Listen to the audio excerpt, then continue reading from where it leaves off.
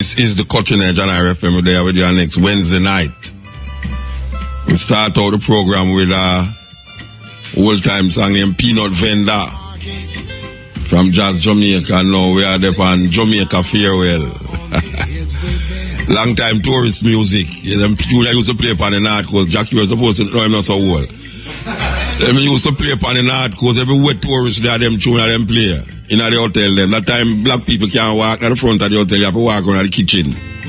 For going at the hotel them. Believe you me. Listening to Freddie Cole. That is not King Cole, brother. I sing Jamaica Farewell. May I tell you, we're there with you. This is the first program for the year. First program for the year. We hope to have a sweet year with all the drudgery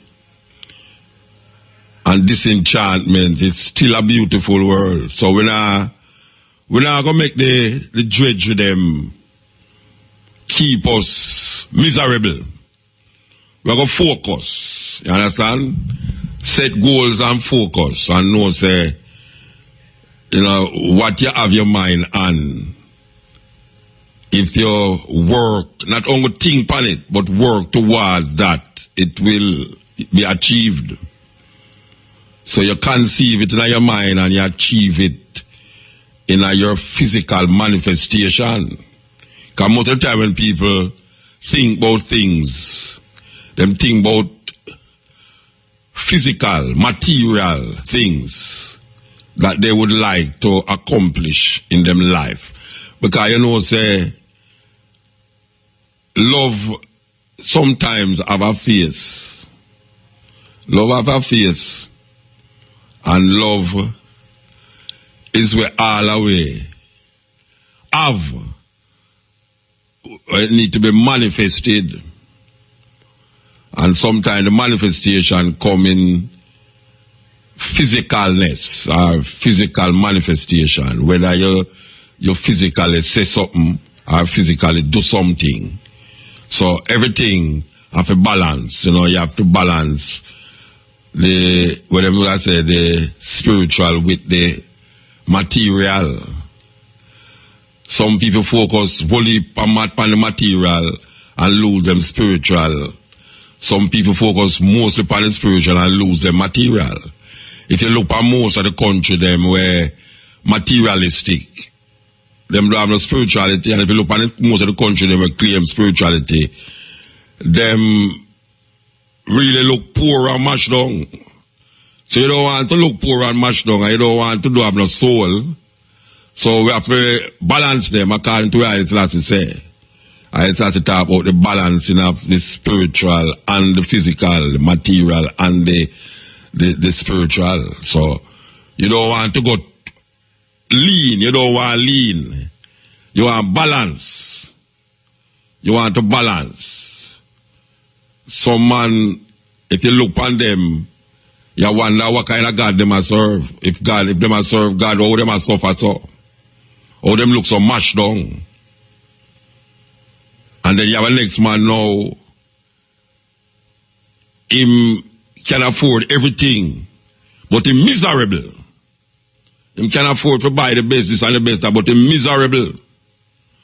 So you don't want to fall in none of them category the way you're too materialistic or you're too up there or you're spiritual thing where you can't really touch the ground.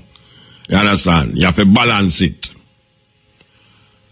So this year is the 50th anniversary of the visit of Emperor Selassie to Jamaica, 1966, during the time of April. I think it's April the 22nd and the 23rd.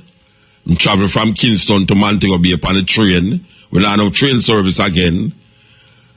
I remember as a youth, how much old I was at that time. Anyway, we go down Victoria Street, Victoria Avenue, down at their palace there, and see the motorcade. And they will go to a stadium. And they have this big thing at stadium. Police, them had ride them bike and a balance on them bike, and them has all sorts of things going on at stadium. Haile Selassie. So we see him, never made no impression for me. Tell them time we are youth, I run up and down and I play. Bodas, St. James Street Gully. Them days there were all sorts of things, were madness, all sorts of madness were going on. So, never really impressed with, never interested in it. See, them days there were little boy I run up and down the place. When I reached 8, 9, 10, 11, 12, 13, 14. Yeah, little boy, I run up and down till I go to school. And, we used to say Rasta man, but as again, never make the impression for me. Never feel now we are connected to Rasta, or the Rasta people, them always say. But we hear about the things them. We hear about the black heart man, never encounter a black heart man yet. Because them days we have a Roman Catholic Holy Trinity Cathedral Church. We live down in a text lane there.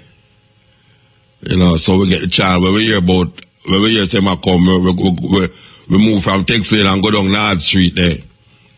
And go down South Camp Road. Right down a palace we go stand up. At a true text lane we go through.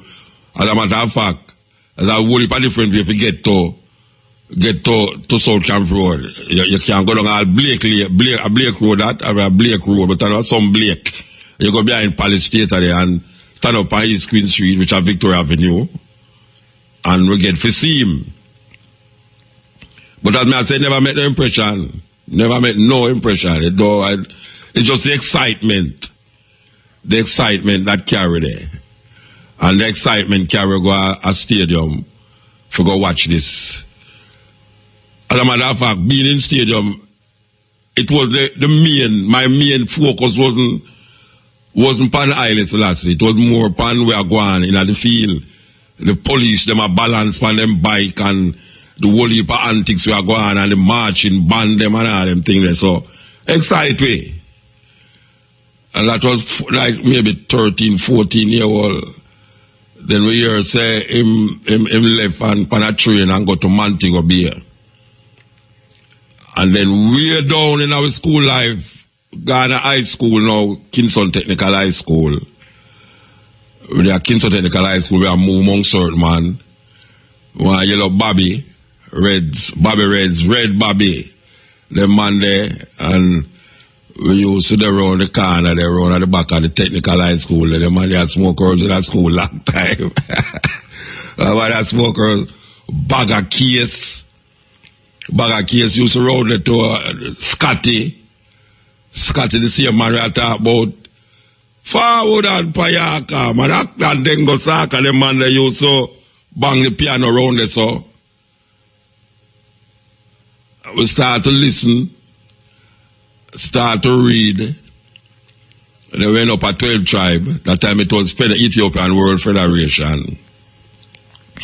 Ethiopian World Federation on a Davis Lane in a Trench Town. That time one of 12 tribe of Israel. It was Ethiopian World Federation Charter 15. And then we start to go there every week. And then we start to go there regular, until we start to figure out certain things. And we have figured it out and we have said, but wait, come like this Rasta thing here is a real thing, Still never take it nowhere neither, we just explore. So this Rasta thing I look like is a real thing. Start to look in a Bible. Start to listen to man. Never have no inclination for smoke no herbs. So we never actually go amongst go to no herbs camp. If we go sit down with no herb smoke and draw herbs and tell them, say, yes, it's Selassie and the herbs and all them. We just go through.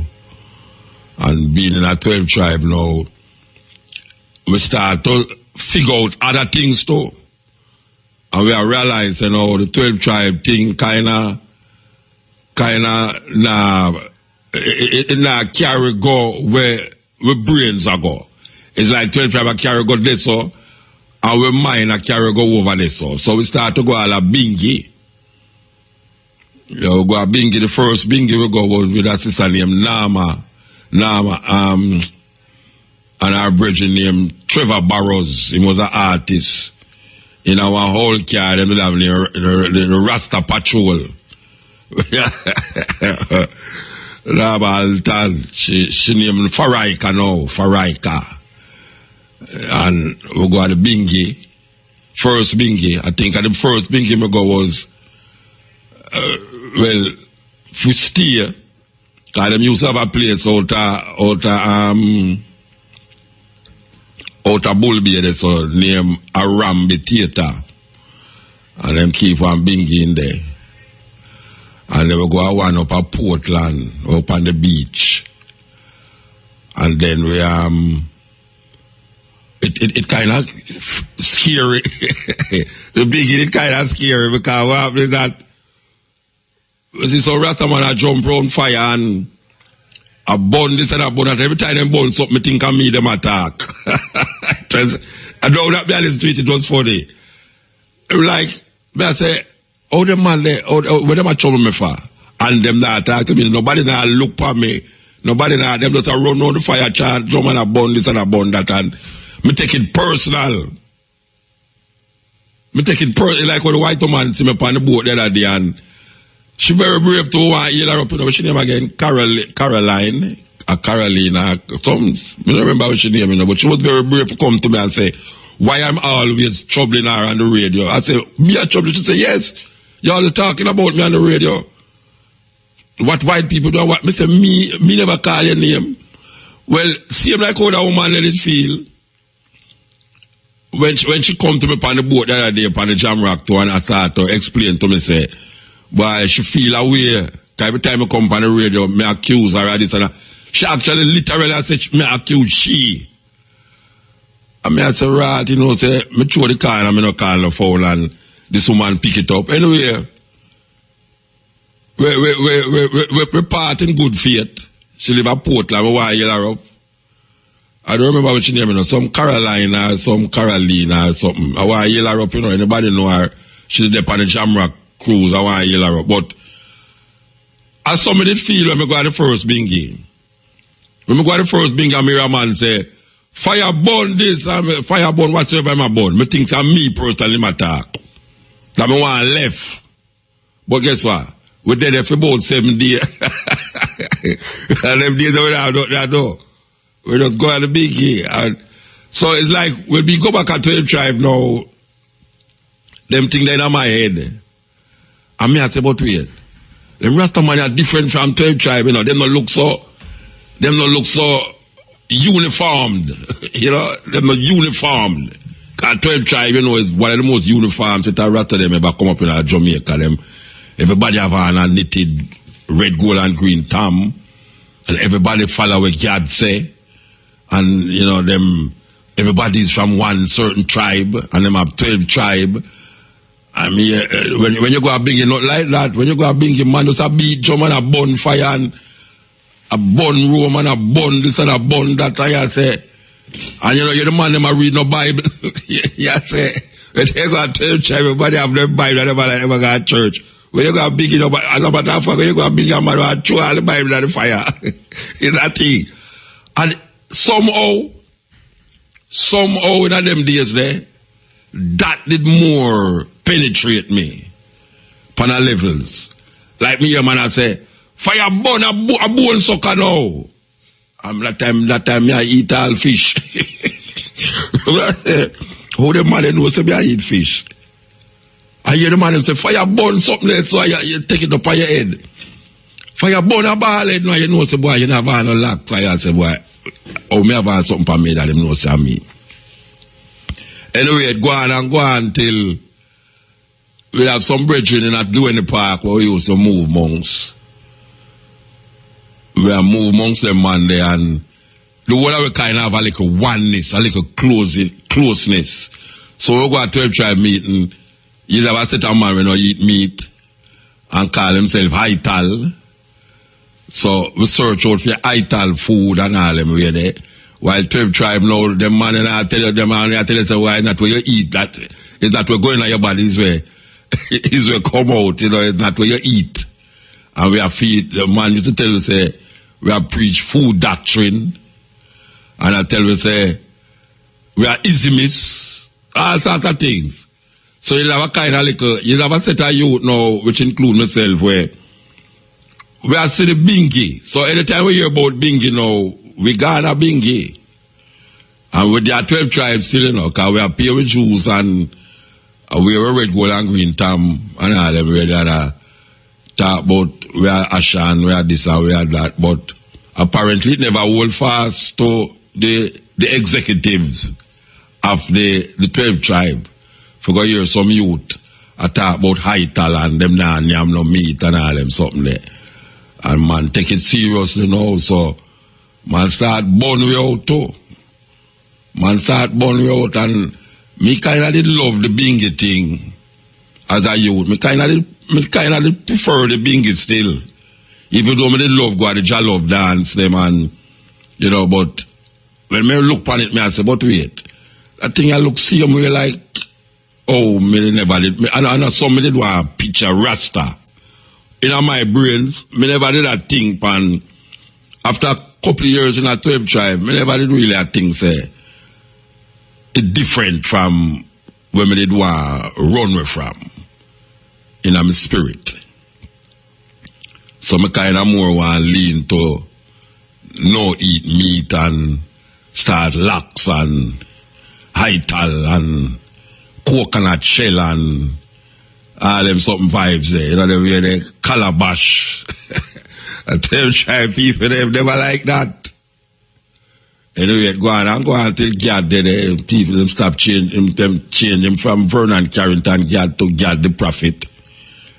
I start out as Vernon Carrington, president of the Ethiopian World Federation Charter 15 till it turned out to be the 12 tribe of Israel. And one of the reasons why them change it to is because them did look for Shashaman and land and piece of land there, and them never get certain piece of land. So God decides say, in order for get the land, he would have to go move the name Federation, because them say Charter 15 wasn't kind of legitimate.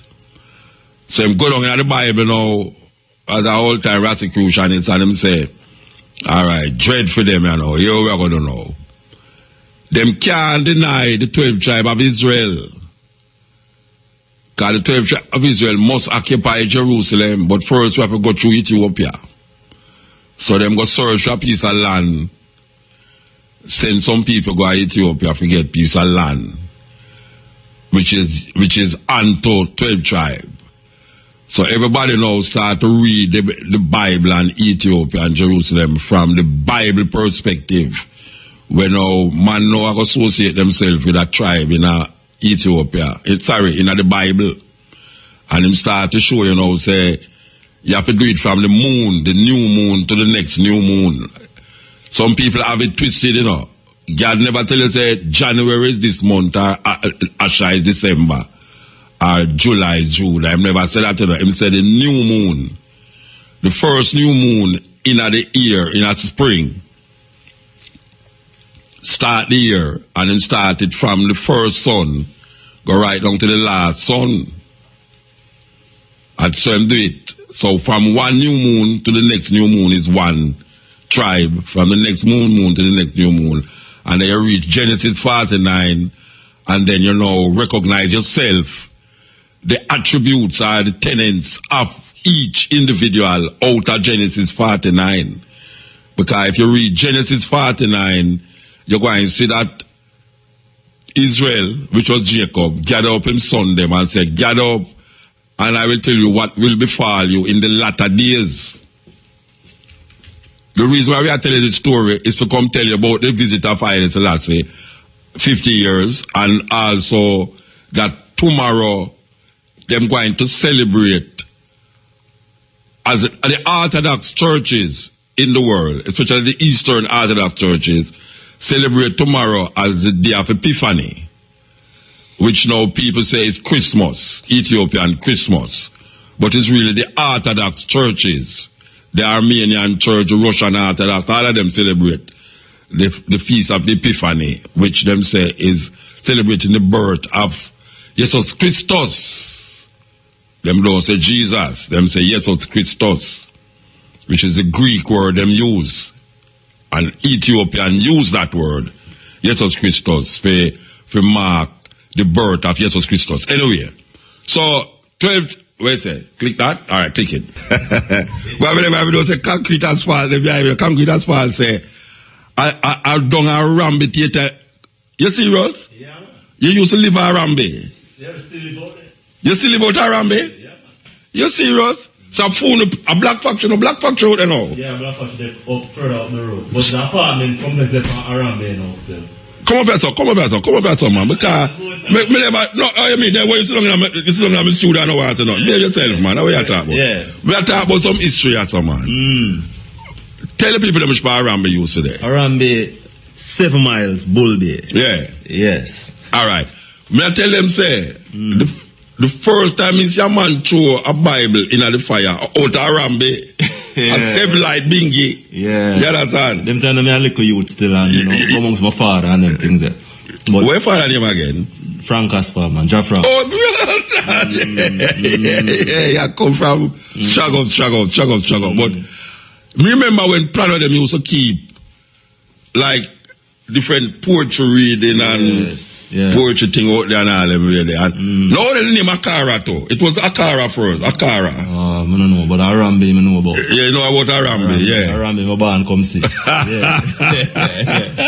Yes, Asphalt know about Arambe Terratin. Yes, I give thanks, man. Anyway, we did that story and how we come to this thing with between the 12 tribes and choosing. And the problem with it, in my tradition, I never actually choose none of them over none of them, I was forced to choose because of an incident with Guan Pantanop Hill. Because for those of you who know, you have a place where them used to keep where them called private meeting at 12 tribe. And it's up near Garden Town there. You walk, we up, go up now one hill and everybody go up there. Them keep private meeting. That means that them not include, them not make people who not join, is not a member of the house, go up there and them have meeting up there. I was forced out of that organization because God, who was manipulating the whole organization, even though them have 12 men sit down and 12 women, he was like the dictator for the thing. And we have now, you have a youth named Ivan Core, which is Cat Core brother, which is David Core's son. Ivan Core was part of the what them call them again, the executive. He was one of the executive them, and something going up in Ethiopia there where God them go up there and God supposed to meet with Selassie and never get to meet Selassie and Ivan Core. Me never know this brother here. Me never know. Me go to 12 tribe. Me don't know who name Ivan Core, but me don't know where him come from. Me don't know nothing about David Core. Me don't know nothing because me just a travel. Me just a come from school and buck up in a Rasta, you know. Me don't know no politician in my life. Me don't go hear about politicians. Me don't know none of them. Me don't know them family. Me don't know them friend. Anyway, we up a stand up hill and God now obviously start to leak out against Ivan Core because Ivan Core apparently go to Ethiopia and make more headways than him. And him never like that. So, you know, there was a time in a Rasta, from a man suspecting him say, CIA, you know. Him say, I work with CIA, you know. Yeah, man. I know too. You have some man. Muta CIA, you know. You might talk on the radio. CIA, boy, that, you know. That's what they're talking about. Yeah, Rasta. Them plan Muta. For IRFM, you know. For match up Rasta. Yeah, that's that. All right. Yeah, man. People say that. Anyway. Ivan Core never that time we live a place named Whitney Drive in a Washington Boulevard so. God I try what them call it reaffirming power in the house. Vernon Carter I try reaffirming power in the house now. So him gonna have a vote. Now the vote is that all who is in favor of Ivan Core, they must write on a paper. It's a secret ballot, you know. And all in favor of God now, write whatsoever. Like I must say, write G if you're in favor of Ivan, if you're in favor of Ivan Core, you write whatsoever tribe him belong to. Anyway, God put up this voting. When the ballot them are coming off a count who win. 3 people vote for Ivan Core. Now, remember, it says a private ballot. You know, if a man call an election, you're not supposed to know where the other man vote for. You know. It's a private ballot. Him not say, all who for Ivan Core put up on the hand. All who for God put up on the hand. Him not say that, you know. He make sure them do a private ballot. Alright? God count the ballot. When them count the ballot, you know, them say 3 people vote for Ivan Core. God get up in the meeting, you know, and say, alright, he must have a thing and say, dread for them. Because he must say, no, say, terrible for all those 3 people now who vote for Ivan Core, no, terrible for them now. And him shout, you know. Him walk from one side of the thing to the left. You ever see me? Yeah, him walk from one side and dread for them and terrible for them, and you know him little lucky them up the deal and say, fire about light. This is the boy them who vote for. Here where God say now. God say, alright, we want to know the 3 people them who vote for Ivan Core. Me like an idiot. So naive and stupid. But put up my hand. Anyway, the paper there and the back there and everything could have flagged thing after me. That time my children, their mother, she very soft, you know, she easy for crying or that time. This when she say where I go on, she start crying, you know. That me I say about this where I go on, you know. When me walk and me one out of the tree get up, you know. Like I idiot, you know. Because you see, me never get up, maybe I still there 12 tribe, you know. And I still go, maybe Monday at 12 tribe, because after I live it today now, I couldn't work with a live it today. I couldn't work with all them perspective of Rasta. I couldn't work with a part, all them see.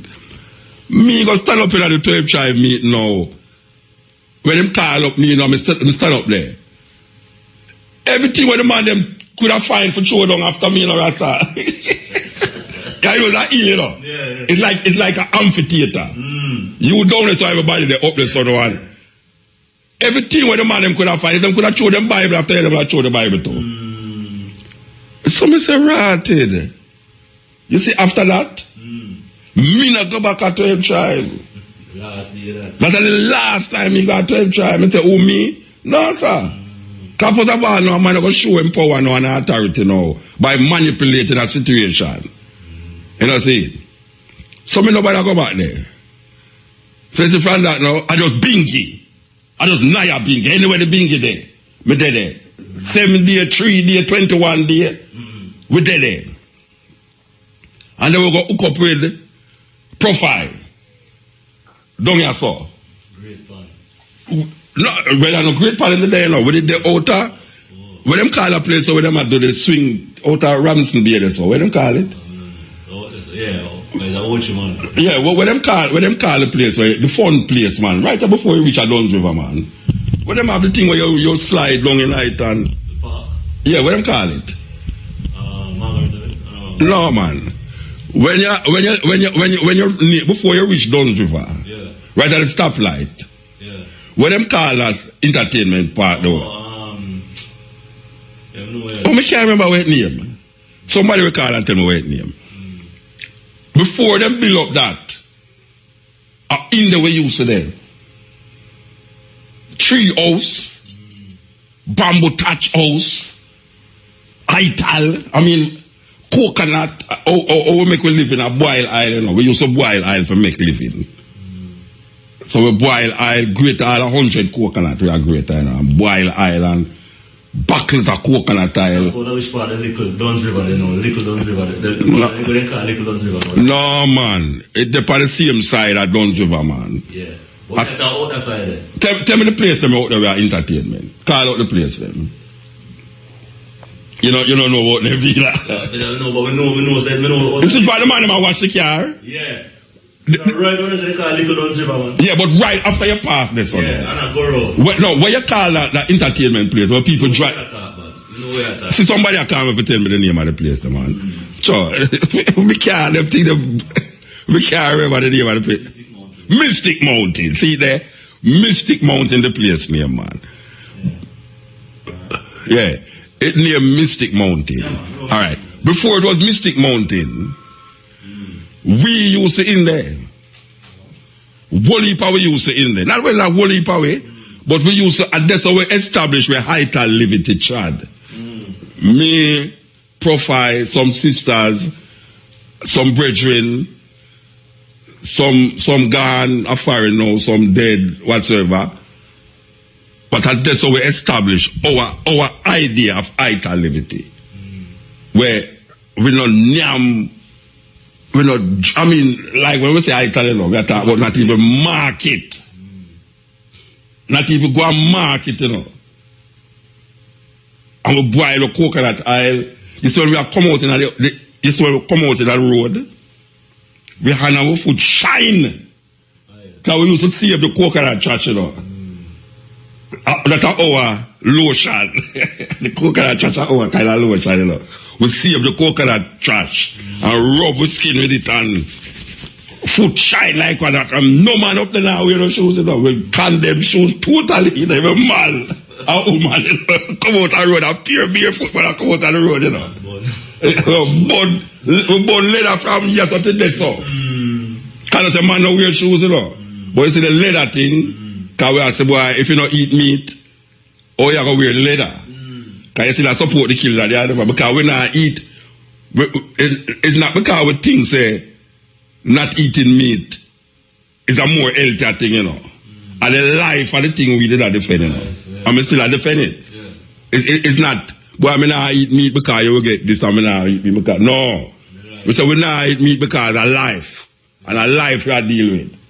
So if we not eat the meat, we not wear the leather, we not wear nothing from dead animal, and we burn dead skin shoes and belt and anything we make out of wool and from bees, vomit and cow pus and everything.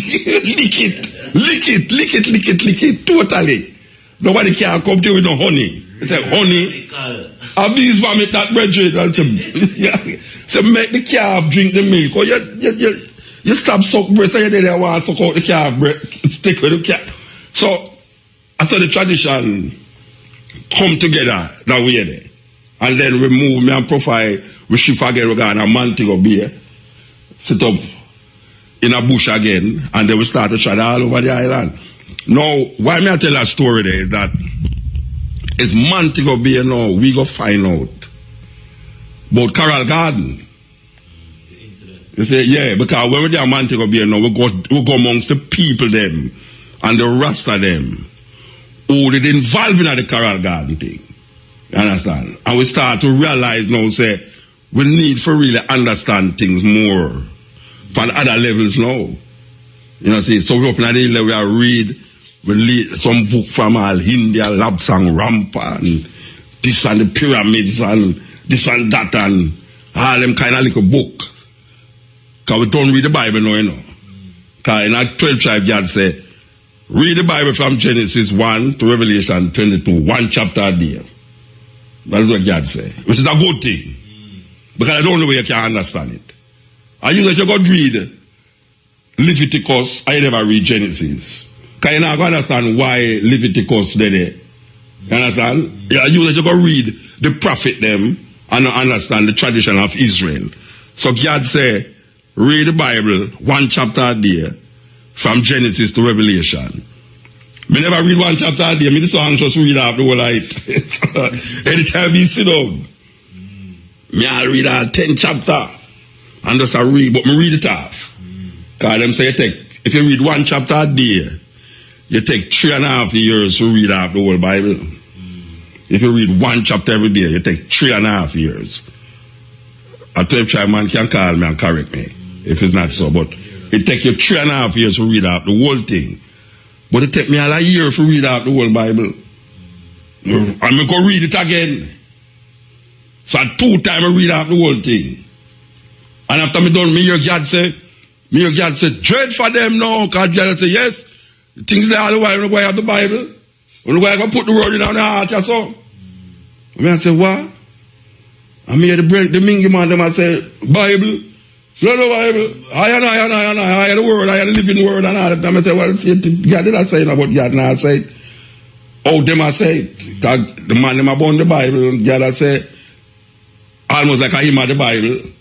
Eventually you have to be the Bible. You know, see, so when the man them take away, God used to say, when them take away the Bible from one, won't go do. You understand? Because in a film, tell him, I said, there will come a time when you take away the Bible.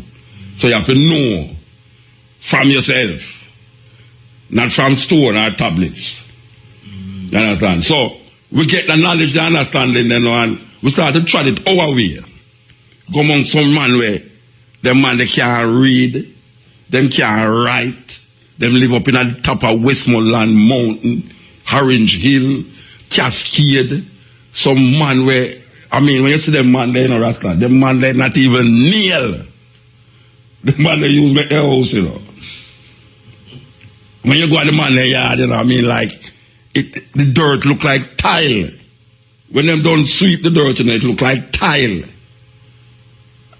When them a cook, trust me, man, nothing at the pot will come from market. Everything when them a cook, them go to the vineyard go pick it. Them not smoke herbs. Most of the man them that tried with not smoke herbs at all. But it's when it come on to eating herbs, oh gosh. When they dry down a whole tree and cook it like callaloo. Yeah, the man that about plant five plant. Yeah. Yes, when we there bush and I cook herbs, especially the green herbs there. When you all season up the herbs with, just like when you cook callaloo, onion and pepper and thyme and thing. Tomato. Five plants a joke. Because I see plant with taller than me, you know. I see ganja tree taller. You ever see ganja tree taller than you? No, I see quite as. Well, I see ganja tree. You're walking at the ganja field and nobody can see you unless you fly from above. You're in the ganja field and nobody can see you. But when we're there in our St. James, we're not smoking, you know. Because you know what thinking say, and the worst thing you can do to the ganja is burn it. And I say, boy, come like Babylon, you burn the ganja. You say you love it and you burn it. You understand? It's like, and a philosophy that we are all on. But we have put it in a things. We have bake all some pudding. And I tell you, say, when you eat them pudding there, you know, you can make sure say you don't have nothing else to do the whole day. You understand? The whole day, you don't sit down and just easy like Sunday about it. You don't do nothing. You understand? So, in a Montego Bay now is the idea of Haile Selassie. When we did that town as a little youth, and I see Haile Selassie in a stadium, and I say, when I come on Victoria, when I left Texas as a little youth now, and then when I grow in my 20s now, and I'm there, I'm Montego Bay, and I say, but wait, I don't hear so. The man that it come when him left Kingston, you know. And me find me book up some of the man them with the damn man to go be here. Where they said them to go at the train line. Them turn up out at the train line. When them there. Now it is now 50 years. 50 years since me look on Haile Selassie. Where it never make no difference to me when they see him in my life. And 50 years after, it is everything in my life. Rastafari is everything in my life. No? My thinking, my perception, perspective, and my worldview come from my understanding of Rastafari. Rastafari, 100 years ago, I think this year, he was called, they have a title in Ethiopia named Dejamat. It's a title, Dejamat Tafari, Ras Tafari. Ras is a title in Ethiopia. Tafarai mean one to be feared. It's a translation from Amharic to English. One to be feared. So Rastafari, 100 years ago, that is the name where the ones them who recognize him now use that name there, Rastafari, till this day. So 50 years ago, even though it never make no difference to me, right now, 50 years after, it is my life. And that me have to recognize, me can't change, no guy can't change me again. Because me hug up everything when me go read about and understand from traveling and anywhere there. Me think me read more Buddhist book than Christian literature. Taoism, Confucianism, Islam, me know the history. Me don't read the whole of the Quran, but we read parts and parts of it, and we know the history of Arabia and all them places there. And we couldn't go hug up Arab again, because Arab enslaved black people longer than white people enslaved black people. Advanced from North Africa. Yes, you have the Ixos, we invade Egypt. And so you have the what them call the out of many one people in Egypt. Like we have Jamaica. The Ixos them come from out of the Caucasus Mountains. Or from in Russia and them place they know. So we go understand them things there. And we understand it and we are say, all right, a Rastafari, we are going to say, Selassie. And when we hear man I say, yeah, idiot. My cousin come from foreign and she see me walk down Harbour Street, barefoot, short pants, and me locks a fly over the place with a calabash over my shoulder, because we used to use calabash bag, you know. I get mad. If ever you don't want them to know, Lord Jesus Christ, a Rai, she call me. Hey, yeah, one side of my family call me Rai, you know. And one side call me Holland. See? But you have man who knows my name Muta Baruka. My brethren them call me Muta. But my family know. My mother side call me Holland. And my father side call me Rai. Like my granny, my father, mother say Rai. So all of my aunt, my cousin them from that side, you know, call me Rai. So my cousin now is a rebel girl, you know, she got foreign.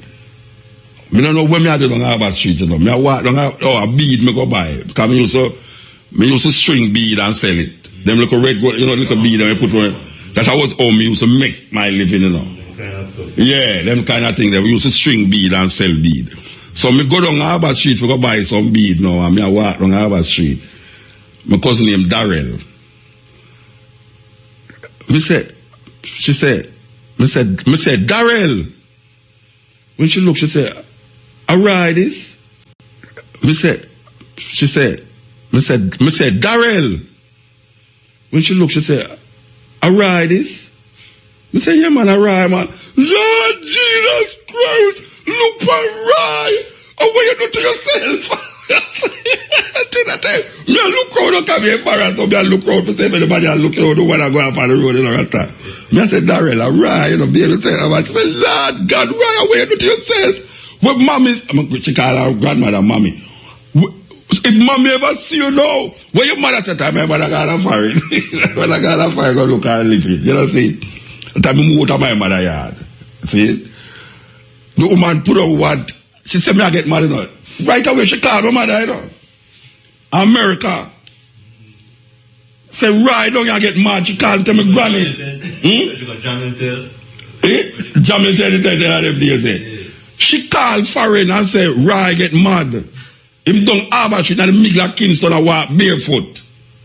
That time he locked it short and me never had a tab. She said, me I get mad. She said, Rai, I get mad. My granny, my mother here, my mother can't believe it because she said, Kingston in the car me used to go and look how at this me go turn out too. She never knows I'm going to turn out also like this and me don't see nothing wrong with me, you know. Me don't see nothing wrong with me more than no shoes, Short pants. Well clean too, you know. Because we don't come a road unless we beard and high up, you know.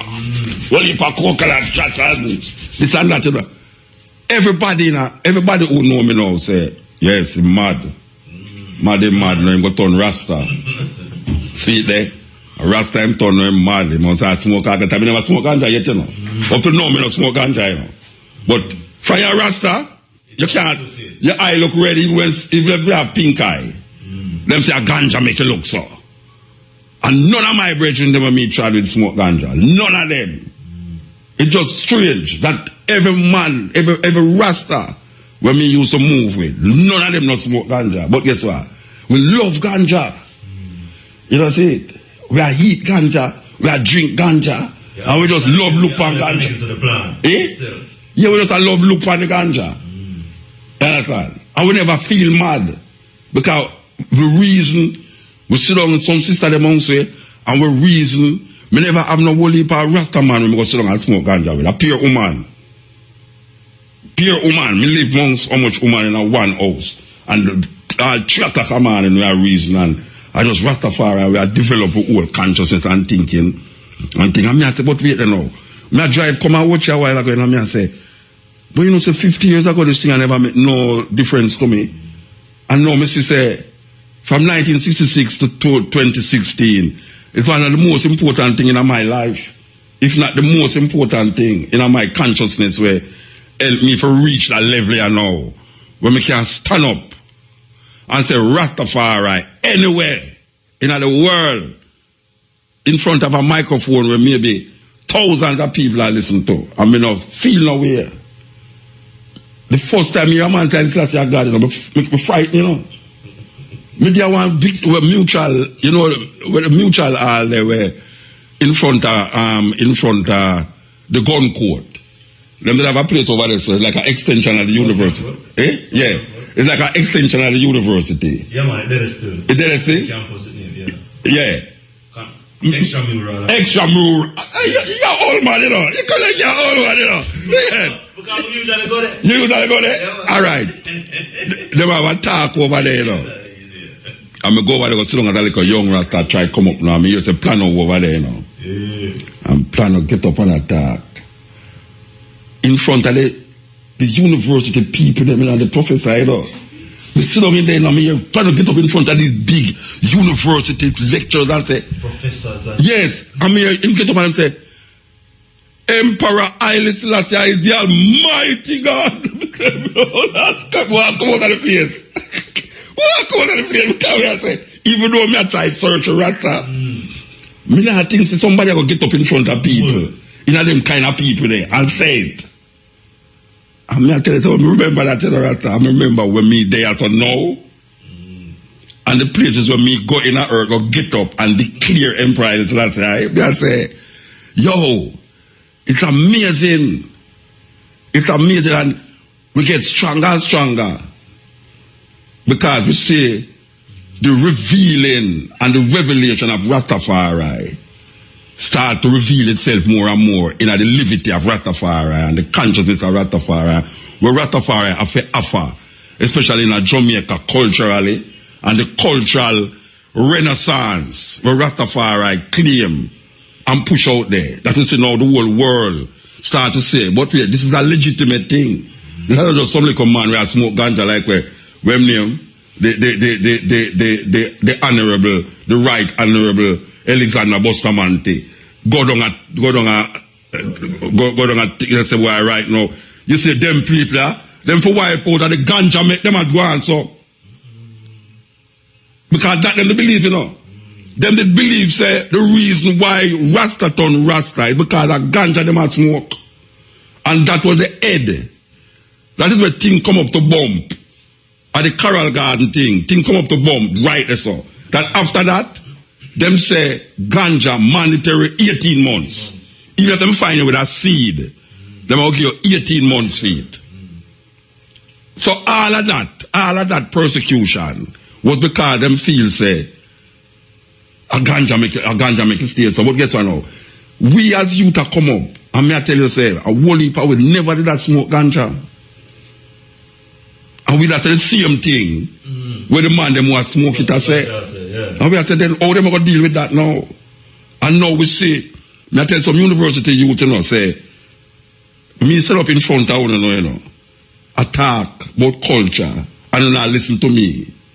It's a revolution in itself. It's a revolution in itself because we're not supposed to have no sense to stand up in front of people who's getting them British masters and PhD. Bachelor of Arts. We forgot to stand up in front of them and explain spirituality and culture in front of them. That it carry all over the world where people just dream about. Where we go, people dream about them places. People see them places where we only in a movie. Some of them places you see. And we go the same way. Ital, tradition. Ital food, calabash. You asked me upon the boat the other day. We are looking for some vegetable and we just a 2 hours of calabash by the boat. Me and my bridge. We just draw for my calabash and say, when I draw for the plate, we say, no, we don't eat out a plate them way there, you know. Because we don't eat out of things where the people eat out of. We have our own thing, that's how we tried. We don't drink out a glass of people drink out of, we don't eat out a plate of people eat out of. When we go have restaurant, them say, well, you want you come, say, give me that takeaway. Yeah, give me that takeaway. Put it plastic cup. Let me go with it. Because I now sit around the table and man don't do what he want to do with his mouth and eat what he want to eat with him saliva and then come give me that. It's a vibes. And people say, Muta, what kind of foolishness is that? And I show them, say, then tell me something wrong. Suppose a man stab a man with a knife right now, so now. You're going to take the knife and peel an orange. Most people not going to do that. If you should have stabbed Brian right now, yeah. You think a man will come in and know say that knife they just kill a man and take it up and peel an orange? You know use people toothbrush. Him could have washed him toothbrush a little more, you know use it. Well, that's some see them thing there. People ask me that all right, but that's some see them thing there. You could have washed the plate a little more. Me not using it. Give me something when nobody no use, I give me my thing. So when me I travel now, me travel with everything. Me's a walking wardrobe, kitchen, and music station. When me in my hotel room, it come like in a supermarket, you know. And it come in like in a big set in that plate, and it come in like, me have my TV, if no TV in the room, me have my own thing. I'm just self-sufficient. So I saw it know the tried. And I saw it try to try because it's a cultural expression that leads me to this point. This point, meaning, say now, 50 years since Haile Selassie come here, so. And them say Haile Selassie dead in a 1974-75. And we used to travel upon bus go railings. And man, when the world would take the bus, you hear the people there, yes, Rasta, no God dead now, what not going to do? I pay a mockery, you know. Yeah, man. You see, I will go to a coronation market. Rasta, a Jesus we know, you know, God dead, a Jesus now. I mean, I said, look how long Jesus dead. Jesus dead 2,000 years ago, and I still look for Jesus to come. Jesus dead 2,000 years ago. Yes. Pierre Macri on the road, you know. And look, you know, from 1974 till now, 2016. Enough years that, you know, 40 years that, you know. No 40 years that. They you know, have more Rasta now than in 1974. You have more Rasta to the point where all men and people pick me and turn Rasta. All Italian in a Rome. One of the biggest reggae concert keeping in Italy. And they look at pick them. Children of the Roman Empire go to these concerts.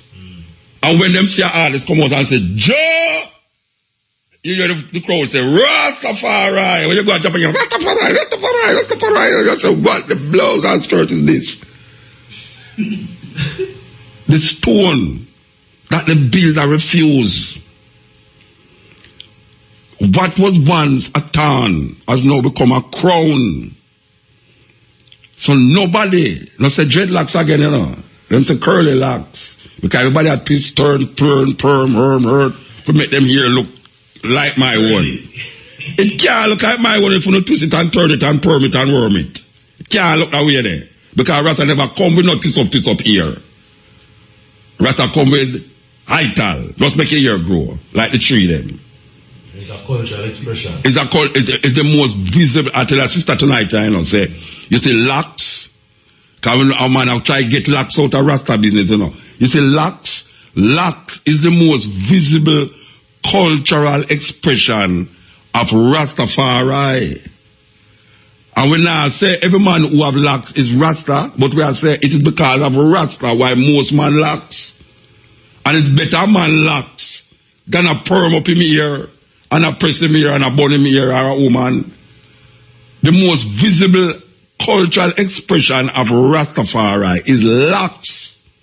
So we can't come right demean it now like say it's not important. Like a man say, well, right, they think locks are going to save you. Locks not save you, but it defines you culturally. You see, and culture is a very important part. Because as a matter of fact, culture is the highest discipline. You know, see, if people talk about religion, every religion come out of culture. If you talk about anthropology, which is the study of the human being and the environment, it come out of culture. You have to understand the culture of the people and to study the environment that they live in. If you talk about politics, you have to understand the ways of the people to govern the people. And if you don't understand the ways of the people, you can't govern the people. And the only way to understand the ways of the people is to understand the culture that drive the people, that why them do what them do. Culture is the way of the people. Economics. You have to understand the culture of the people, and to understand economically what is necessary and needed to make the state run. Society function. Yes. So culture, people can't just regulate culture to singing and dancing. Expression. Yes, culture is the way of the people. And if you have all the discipline when you study at university, no matter what kind of discipline, it comes down to culture. Culture is the highest part of the pyramid. It's the point of the pyramid. All the other things them derive from that, especially religion. Because we never start out with religion, we start out with culture. And then in that culture now, people start to try to figure out things. Just like how I see myself evolve and figure out things. That me don't need the Bible now to make me figure out things. You know, see? When I consider myself like a walking Bible, the little highway say, the book of life is not written with the hands of man. And if you don't man, I try to make you feel, say, it's God write the Bible. God can't write. It's man write.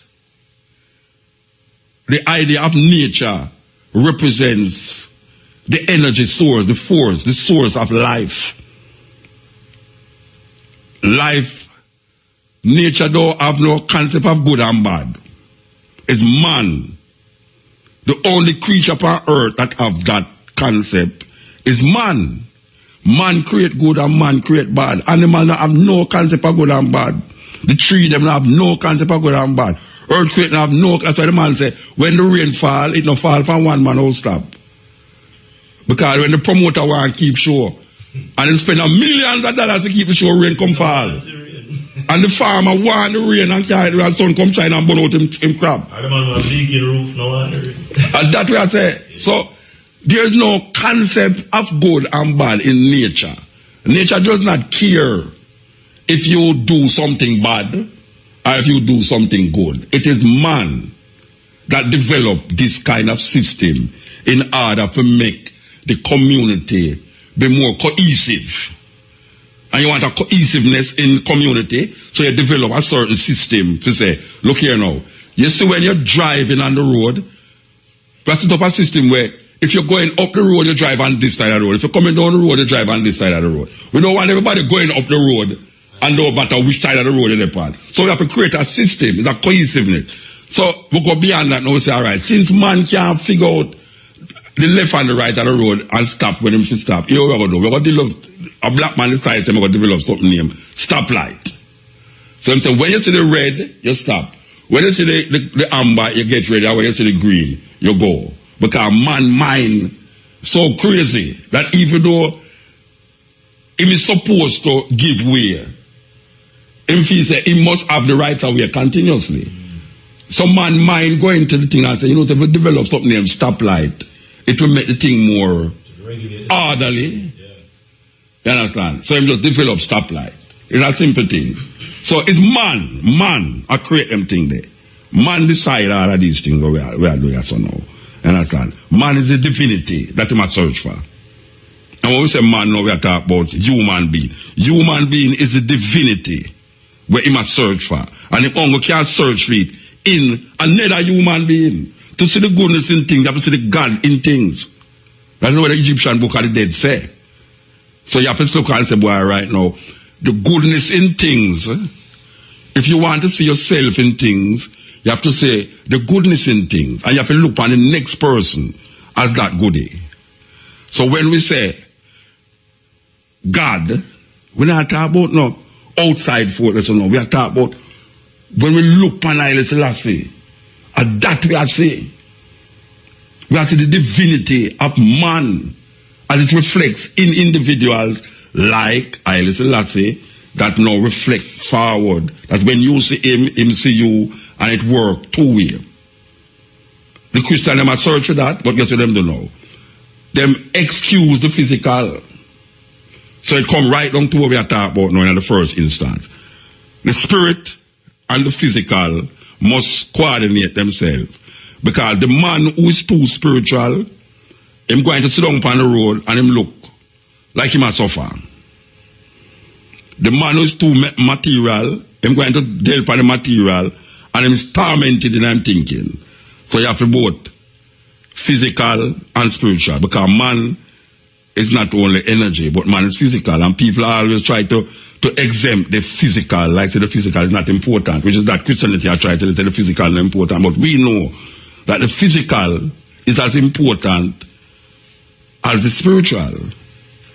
And it's only Christianity make you feel that.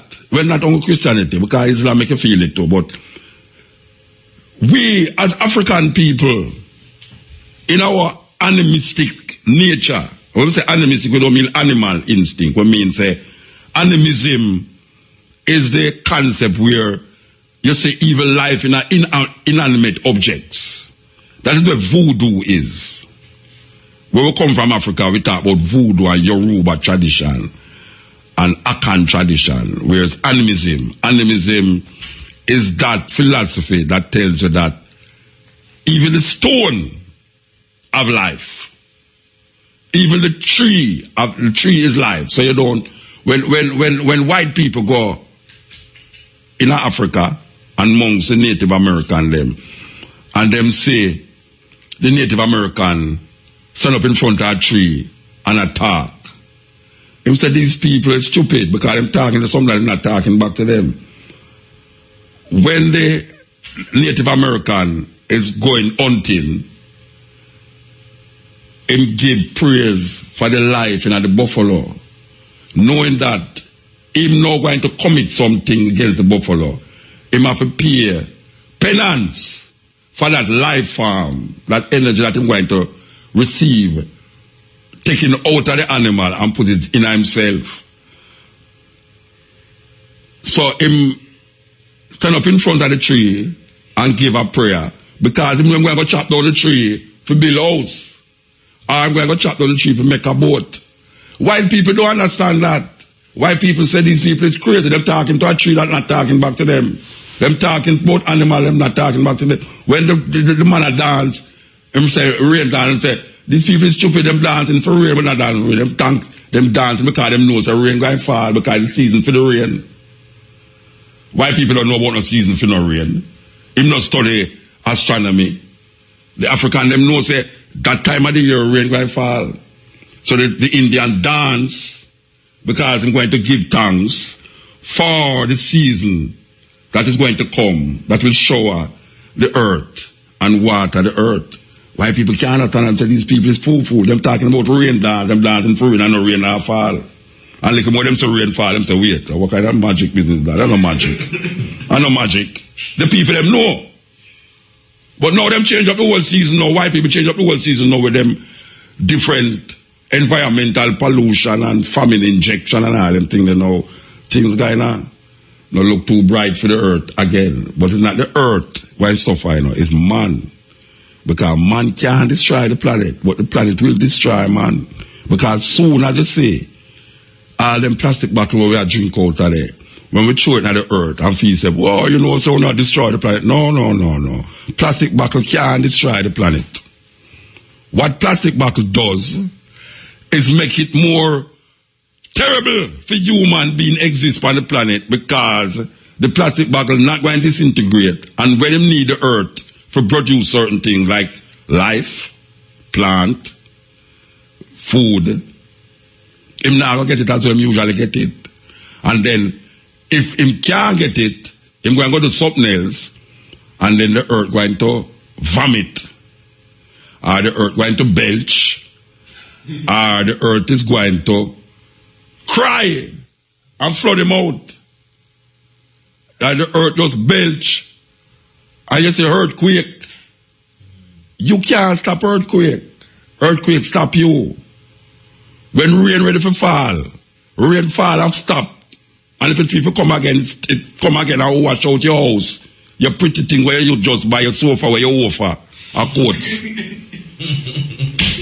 All the day they tell us, you know, say, oh, 10 months for the sofa, you know, and your house a leak. Rain just come and wet up your sofa where you offer. And you can't go tell code say, you want to say, God sent some rain and wet up my sofa. You can't just allow me little make I fix it. But I said, no. Your 3 months, just send bailiff, come lift it. And carry go back a coat and send that wholesale. So, human beings, life is the energy source and the force that we have to respect. And we have to respect the life in every living thing. Every living thing.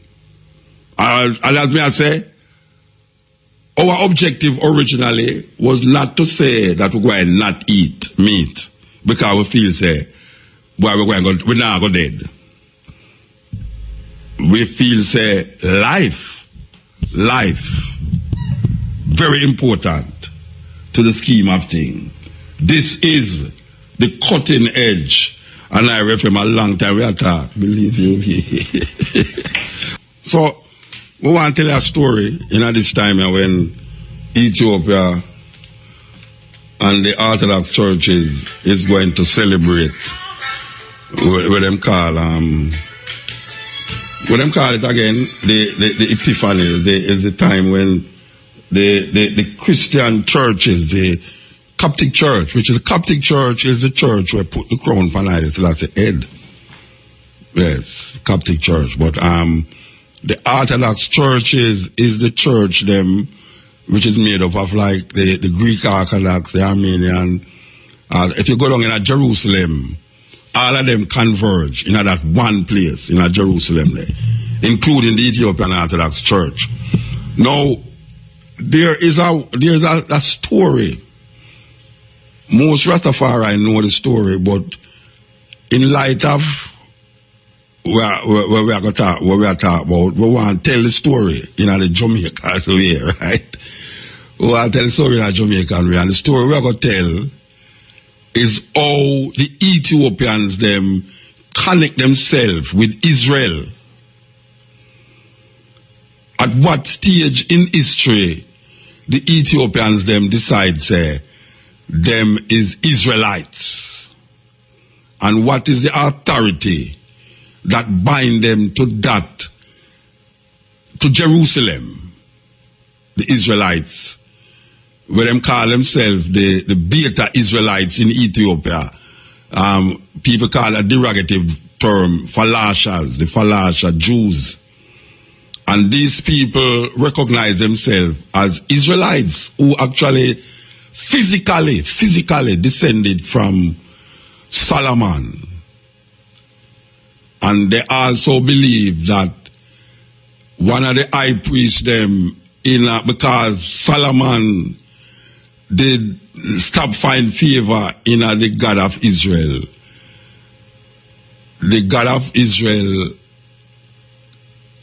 moved the Ark of the Covenant from Jerusalem, and the Ethiopians claim that that Ark is in a church in Axum. This Ark, this original Ark, them say, is according to the Ethiopians, them, is in Jerusalem. Is in Ethiopia. Now, how the Ethiopians, them, come to this understanding, or how did they connect themselves? How did they connect the emperors of Ethiopia with the Israelites? Considering that Jerusalem is thousands of miles away from Ethiopia, the present day Ethiopia. Because we must remember that the word Ethiopia comes from the Greek is a translation, the land of the burnt faces. When the Greeks went into the sub-Sahara, them see these people, and rightly so, them say the sun burned them, so them call it, this is the land of the Ethiopians, the land of the burned people, the sun burned them. And that land stretch on the, what them call the northeast, with Nubia, Ethiopia, go right up. But we're going to concern ourselves with in this time when we're talking about 50 years since Haile Selassie come here, and 100 years of Rastafari, the man, not the movement. Rastafari is the name of Haile Selassie before he was crowned Emperor of Ethiopia on 2nd of November 1930.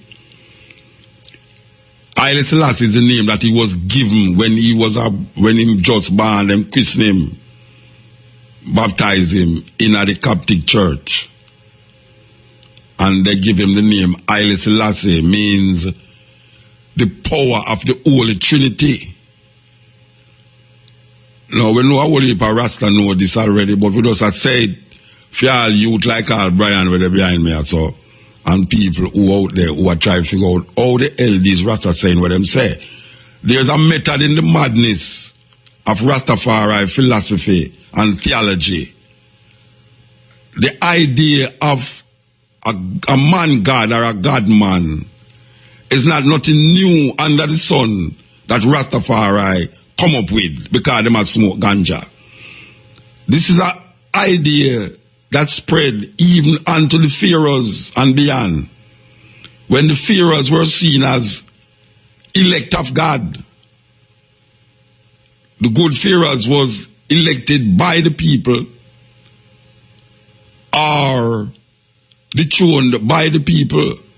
And what the Europeans come under the Caesars and do was to conjure up them Caesar as God, that Julius Caesar make himself into a God. And one of the things with what we call the Roman Empire, the Roman Empire declared that them is very liberal with religion, but you have to give some homage to this God Caesar, the Caesar God, any Caesar that it is. If you're an outsider of a different religion, you have to pay some kind of homage to Caesar the God, or Titus the God. So, it is not a new thing. It only sound new to people. That why things that people now say Jesus Christ, some people say Jesus Christ is God in the flesh. It's not a new idea when people say Jesus Christ is God in the flesh, because this idea of God in the flesh was thousands of years before any Jesus name call or Jesus Christus name call. So when you hear Rataman say Haile Selassie, it's not something new that is said on the earth where Rata just come up because I'm smoking off ganja and say it. It have some validity in the understanding and the way of how people view the divinity of man as it relates to themselves and the environment where them living in. So, the Ethiopians them and the Arab them in Arabia, to be precise, Yemen, there's a little country in that part of the world, across the sea, the Red Sea, so, which is in turmoil now, where America bomb up every day, named Yemen. Yemen, if you look on your map, Yemen over the other side of Ethiopia, across the way. And there was a time when the kingdom of Ethiopia was not just confined to that little space now that is now called Ethiopia, but the kingdom of Ethiopia stretched even into Yemen. You know, it was the kingdom. The kingdom of Ethiopia was part of Yemen. Now the Ethiopians them have a book named the Kebra Nagast. The Kebra Nagast translate the glory of the kings. And in this book, the Ethiopians them show you what is the connection with the emperors of Ethiopia with the Davidic dynasty. How the Ethiopians connect the Davidic dynasty to their dynasty of Ethiopian emperors can be seen in this book named the Kebra Nagast. So the story go like this. And we're talking about now how the Ethiopians them come to being part of this Israelite connection. The story is that there was a king in Jerusalem who was known as Solomon, and he is the son of David from the tribe of Judah. And David is from the tribe of Judah because the first king of Israel was a man named Saul.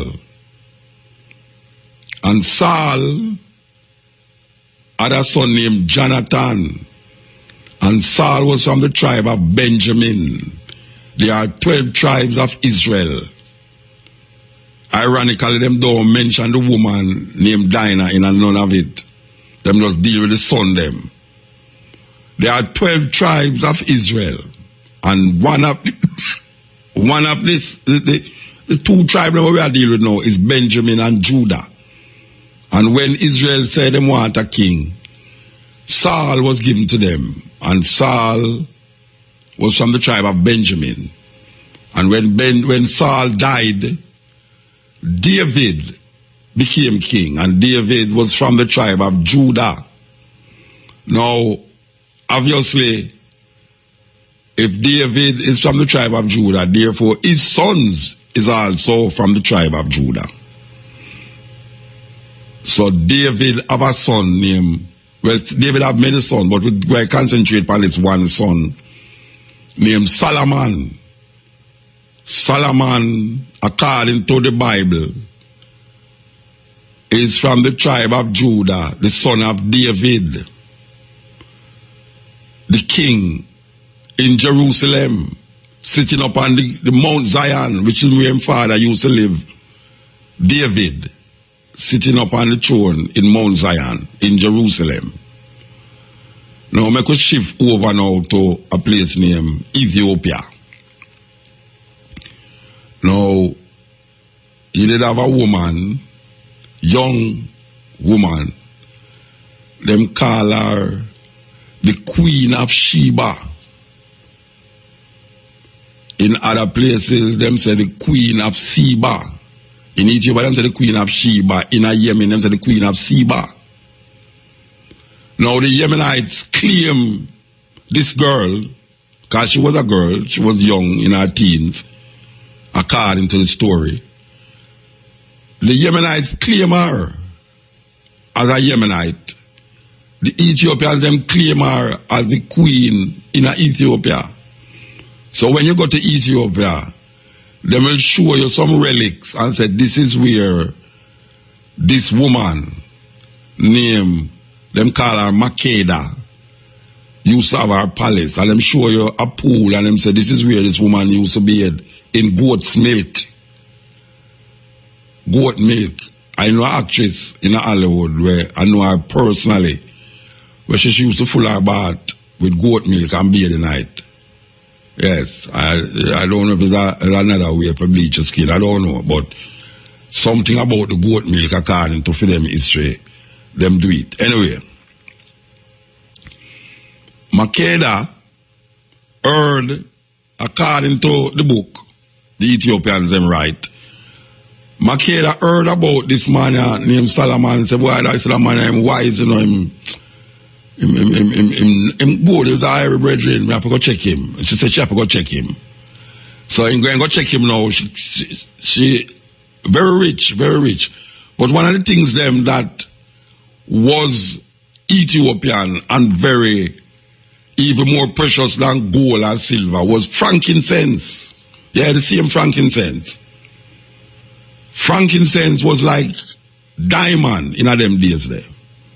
And she had a lot of them. Plus the other things, them spices, you know, whole heap of spice and all them things there. Eucalyptus is a thing when a Ethiopian enough. Eucalyptus. So this woman decides that she go and go visit Solomon. So she take all her horses and camels and whatsoever she have. Decides that she's going to make the journey to Jerusalem to visit this man. Now, remember, says a young girl, listen up. Solomon, when she reached Jerusalem, if you know the Bible, you know that Solomon is a womanizer. Solomon had 700 wives and 300 concubines according to the Bible. 700 wives and 300 concubines. And the Bible says Solomon's face was turned from the Lord. And God decided that he will punish Israel because of Solomon womanizing. Anyway, she reached in Jerusalem with all her gift them now. Because you know, so she had come from a place where richer than with Solomon there. So she said, all right, here we know. She will give him all of these things. Frankincense, you know, them a burn all the incense all over the place and all sorts of things. But him now business, him was like Gail. Him was like Gail now that when she talked to him and I try to get things all time about him chewing and things, him did look on her beauty and I start make certain innuendos like Gail to her. Say, boy, I like how you look, you know, I like how this and that and that. But you know, there's two sides to the story, you know. Two sides to the story.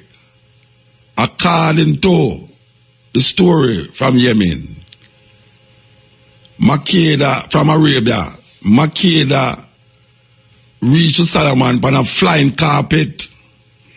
I don't know if you know about these Arabian stories, you know, but in Arabian story, them have these legends where people used to sit down on carpet and fly.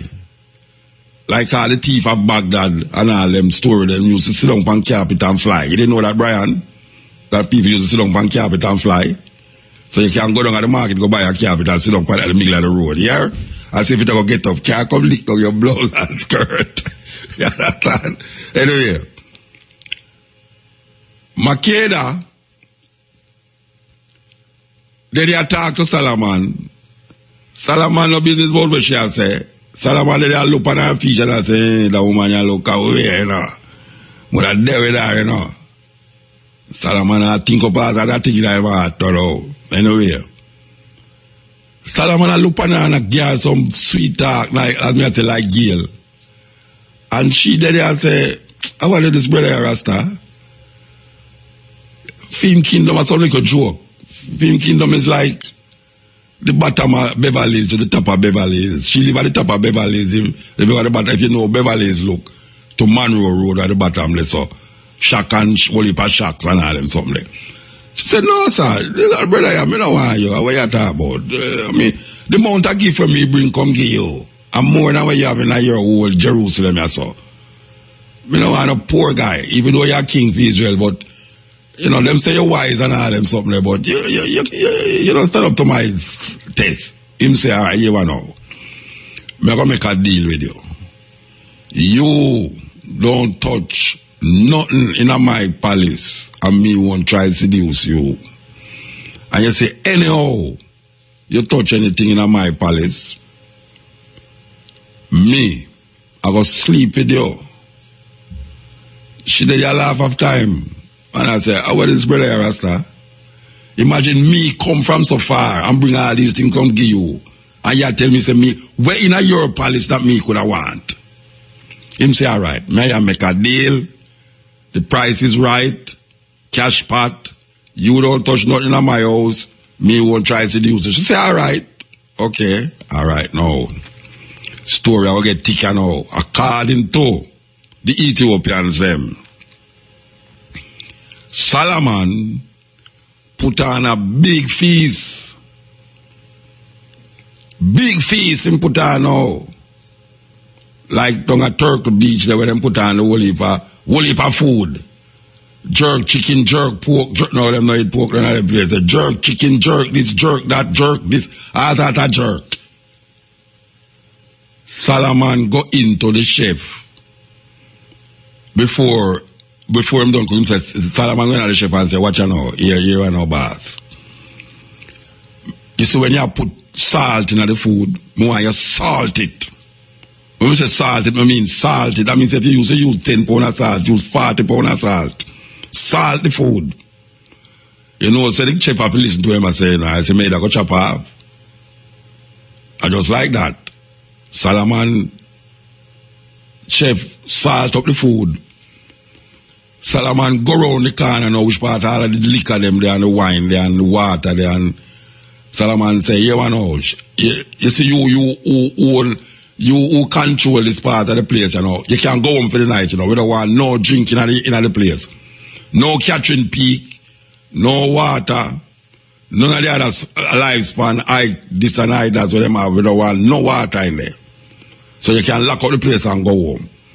So the party are going and Stone Lover pump down the place, and Renaissance and Big Belly Metro are going with them antiques in the palace.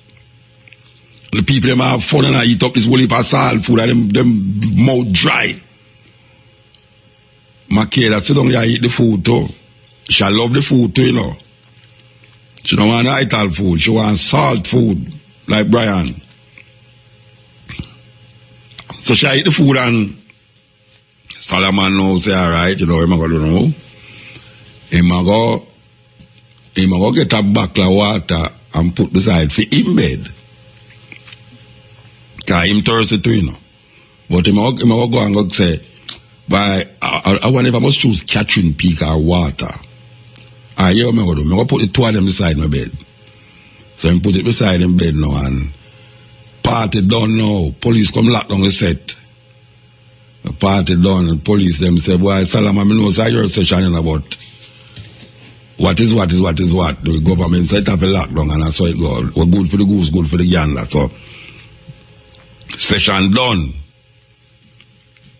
Queen Makeda now gone her room, her mouth dry like my own, so now thirsty like a wa. She get crazy now, she walk up and down around the place now, she turn on the pipe and the water gone, and she start complaining. So National Water Commission lock off the pipe, and a big king house this. A king's house she and she lock the water lock off. It's like Solomon now pay him water rate. Anyway, she went up and down all over the place in the middle of the night, you know. Solomon go like him asleep now. And she go in a Solomon place and see the water. She sneak in there, take out the water now, and she so anxious to take the water, so she took out the water and start drink the water, and Solomon just jump out of bed and say, hey, what you deal with? Me not tell you say you don't have to touch nothing in my house. Oh yeah, you tell me now. Me tell you say not touch nothing in my house, and if you touch nothing in my house, you have to give me the ticking. Solomon said, watch out, you drink me water, you have to give me the thing. Queen Makeda look on him now and say, brethren, how you deal with? A water you go and so over? Solomon looked at her and said, so tell me something. What is more precious than water under the sun? And you know, so she get pregnant right away, and it's not the water get her pregnant. Him just sleep with her and she get pregnant. Anyway, the story according to the Ethiopians is that Makeda go back to Ethiopia with a child named Akim or Menelik. And Menelik is what them call now the eldest son of Solomon. Solomon's son from the woman named Makeda, according to the Ethiopian story, the legend goes. Now, hear the story we are telling about now. Remember, so we are telling about the connection between the Ethiopian them and the Israelites, the Jews, what them call the Falaja Jews or Beta Israelites. How did the Ethiopians connect themselves with Jerusalem, with the 12 tribes of Israel, with Israel itself, with Judah? Okay, here the story manifests itself now. David is from the tribe of Judah, therefore his son is from the tribe of Judah, which is Solomon. Solomon is from the tribe of Judah, therefore his son is from the tribe of Judah, which is now, what we are dealing with now, Menelik. Menelik is the son of Makeda and Solomon, according to the Ethiopian legend, that every Ethiopian repeat this in Ethiopia. So, Menelik become the first king of Ethiopia that have the Jewish blood in him, according to the story. Menelik become the emperor of Ethiopia, or the king of Ethiopia. He is from the tribe of Judah. Now, Selassie is the 225th king, or 226th king, from the union of Solomon and Sheba, or Makeda, queen of Sheba. From Menelik to Selassie, the tribe of Judah come down through the emperors of Ethiopia, through that dynasty, what them call the Judaic dynasty. So, Selassie is part of that Judaic dynasty because his great, what you want to call it, grandfather is from the tribe of Judah. So that is the connection that the Ethiopians claim in our history when them say they are from the dynasty of their emperors is from the tribe of Judah. So now you have a high priest. I think them call him Zodak. Somebody can call me and tell me something wrong. Zodak, the high priest, get 12. Him get a portion of priests from the different a portion of people from the different tribe, and it is said that him move because them said the Lord did not find any more favor in the eyes in Solomon. God caused the ark of the covenant to move. Them move it like steal it, them thief it. Yeah, God in league with the thief them. God said it's many times God in league with thief. Many times. God in league and move the ark according to the Ethiopians from Jerusalem to Axum, where the Ethiopians claim that it is there up to this day. And also that their emperors is descended from Solomon and the union of Sheba. Haile Selassie is the 225th king in that lineage of Judaic emperors. Because he did have other emperors which them have a break for about 100 years according to the Ethiopian history. Zagwe Dynasty. The Zagwe Dynasty have nothing to do with no Solomon and Sheba. It's just a group of emperors that did come that disrupt the Judaic dynasty, and then it reclaim itself 100 years after, and then it continue to Haile Selassie. Haile Selassie is what they call, after Rastafari, he is the Emperor of Ethiopia, Emperor Haile Selassie the first, King of Kings, conquering line of Judah, elect of God. That is the title that this emperor is given. Him never give himself. You know, I hear some Rataman say elect of himself. That is narcissistic because say Haile Selassie elect himself.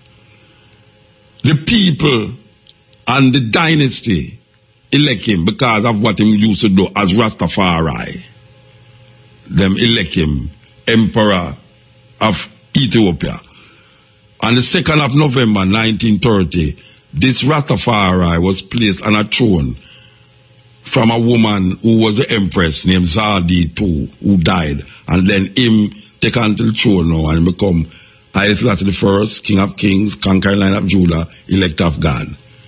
Now, the line of Judah is what we contend with, because the reason why he's the line of Judah, it is because the Ethiopians declare that the emperors through that dynasty is from the tribe of Judah. So the lion symbolizes power. So because the lion symbolizes power, it means that he is the lion, the power of Judah, the symbolism of the Jewish tradition, the authentic.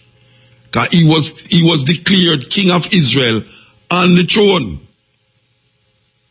We have tape, we can play back tape to show you that when them put the crown upon Haile Selassie head, them declare him King of Israel. The Lion of Judah, behold the King of Israel, the Lion of Judah.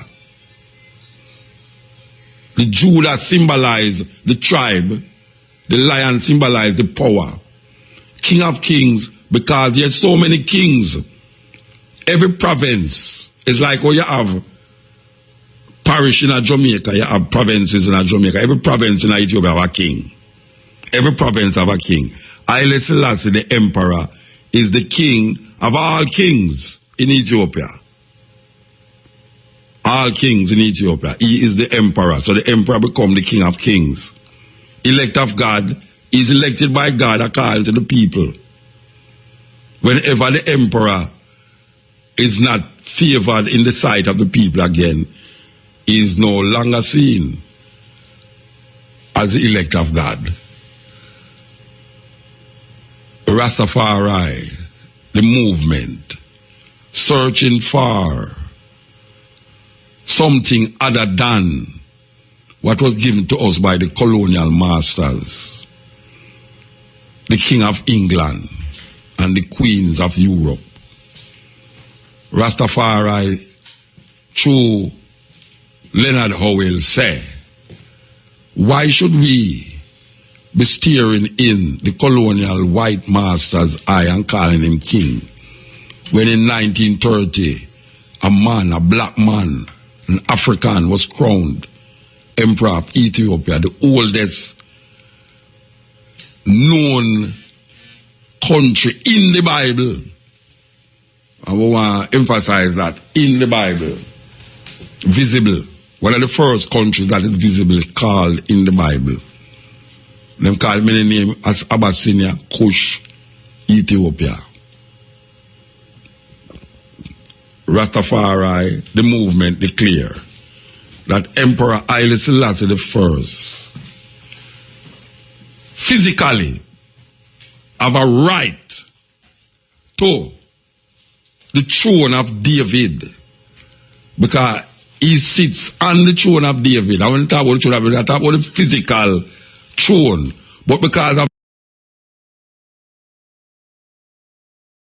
so him not only connect the physical manifestation with an historical event that take place in history, but now the Rastafari movement recognize a physical manifestation of an event that happened in 1930 on the 2nd of November when this man, Rastafari, sit down on the throne and declare, and is declared Emperor of Ethiopia. The Rasta man say that this man is the Redeemer, and him say the divinity in this man as him say in himself. So when you see Selassie, you see the Rasta man, because the Rasta man now is going to declare Selassie divine. And in so doing, he's recognizing as a divinity, not a supernatural being, but man as a divinity, searching for himself inside of the whole scheme of nature and life. Serious philosophy. This is the cutting edge, and I reckon the time is 12:01.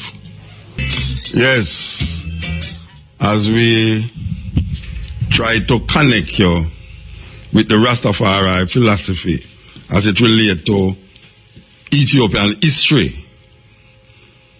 Because it's not like say man just come draw things out of the air because him smoke a little ganja. So him just sit down one day and see, looking at the cloud and say, you know, so we're going to make up a story about Haile Selassie. No. That's how it go. It have a validity. Millions of people, the story we just tell you a while ago, millions of people accept that story as a legit reference point to how the emperors of Ethiopia become connected with the Israelite Jewish tradition. That is why the Israelis in the 90s took 10,000 Falasha Jews into Jerusalem, into Israel, to validate that understanding. And now we say, terrible thing are going on with them people there right now. Them would have preferred not to have left Ethiopia. But because of that religious perspective, they thought that things would be better in the place that they are always desire to go to, the center of the Western religious belief, where 3 different religions converge in one area. 3: Judaism, Christianity, and Islam. If you go to Jerusalem and you stand up on the Mount of Olives, when you look at my brethren Tony Rebel, where we go up, they go stand up and look down, you can see the dome, the Islamic dome. It gold. When the sun shines upon it, man, if you look upon it, it blind you, man, the dome. And then you have the church where them tell you, say, Jesus Christ was buried in, the place where Jesus Christ was buried. And you have Judaism, that is really something else. When you go to them place there, you see a mythology play out itself in a physical form. It's just unbelievable. It's unbelievable. A mythology play on itself in a physical form, where millions of people give legends. Now, legends is what create a whole heap of historical reference point, because, as I said, there's 2 stories to this woman that them call the Queen of Sheba. And there is a story, I think we'll play the Yemenite story, where we tell you, say, the Yemenite, them things say she fly on a red carpet, on a carpet. I don't know if it did red. Go. But you know, say in Arabia, them have these stories about flying carpet. And they have other stories. There's a story in the Arabian story about this Queen of Sheba, that the legend has it that our foot was eerie. like a horse foot, it was eerie. But because she wear a long dress, it was said that she wear the long dress them in order to cover our legs and our feet because our ear was covered, our foot was covered like a horse. So when she go and visit Solomon wanted to actually see these foot. He wanted to prove, to make him rest assured that this woman, she beautiful in her face, but me really don't like her foot look like what me hear say her foot look like. Believe you me. You cannot imagine a woman pretty or rotted. It's like some pretty woman out there no no teeth. When you open their mouth, you see pure darkness in their mouth. Brother laugh. Brother laugh. Oh, I yellow Fraser, you know. Oh, I yellow Fraser. Fraser was working at the sports department. Oh, I yell him up. Anyway. Solomon want now to find out if this woman foot really look like oof. Because him can't believe that this woman pretty and him want there with her, and if him go draw her clothes now, it'll come like him a ride the mass. So here what him going to do now? Him go catch her in a place where him go put some water, crystal clear water upon the ground. And him go set it in a way that if she going into the garden or the palace, she have to walk across that water. Thus, the reflection of under her dress would be seen in the water. It's like the dog and the bone. Remember that dog there? There's a story about a bone in her mouth, and him go at the river edge. And when him looking at the water, him see a dog with a bone in her mouth. Not knowing says his reflection, him drop the bone where him have in her mouth and jump into the water to get the bone where in the next dog mouth. Not realizing that him same one in the river. The reflection. You know that story, Brian? No, sir. You never hear that story again? Yeah, man, the dog with the bone in her mouth, man. My water and thing, when him look, him see a dog with a bone in the river. He just say, oh, that bone them you what? He just throw the bone out of his mouth and jump in the river and realize, say, the reflection him said what. Well, I see him with Solomon now. Solomon want to figure out, want to look at the woman dress. But him can't tell her to lift up your dress. Because she's a guest in her palace. So what him do? Him put some water there, with crystal clear, and make you walk across the water. If you look under her dress, it's like a telescope. It's like a periscope. You know, the periscope is the one where the submarine them use, that you can see on top of water. Well, him do it now that him a look into the water to see the reflection of underneath her. And him look underneath her, you know. Him never see no whole heap of eerie foot. So him confirm it, say, in him heart, say, this woman is not beauty from head to toe. Even though him never see her foot normally until him turn off the light in her bedroom and get her pregnant. Anyway, that is the next version of a story that is told by the Arabian, in the Arabian Nights, where about Solomon and Sheba. You understand? And there is a movie named Solomon and Sheba from them time there, starring Yul Brynner, that famous actor, bald Hollywood actor. It was a very popular movie at the time. Maybe if you go up on the YouTube and put movies, Solomon and Sheba, you can watch that movie. I don't know how authentic it is as it relates to the story we just talked about. But it's a story if you really know. You know, it's a story if you really know. And the reason why we are telling the story too is because you have a whole heap of youth out there where him not really understand where I go on. Him not really know what we just talk about. You know, see, him just, you know, them say young bud. Him have certain things twisted. But this is where the authenticity of the Rastafari philosophy is not just based upon a Jamaican thing, but why did the Rastaman choose a man with thousands of miles away in Africa?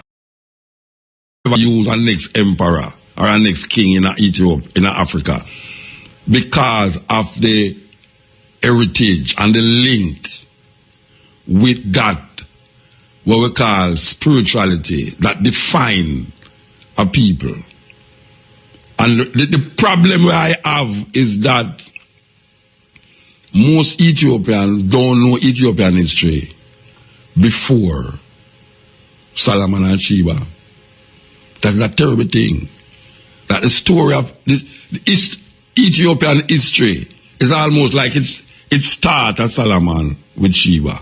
Because the Ethiopian, them use that story to validate themselves in the Jewish tradition. And that's the most important thing for them. To validate themselves in the Jewish tradition.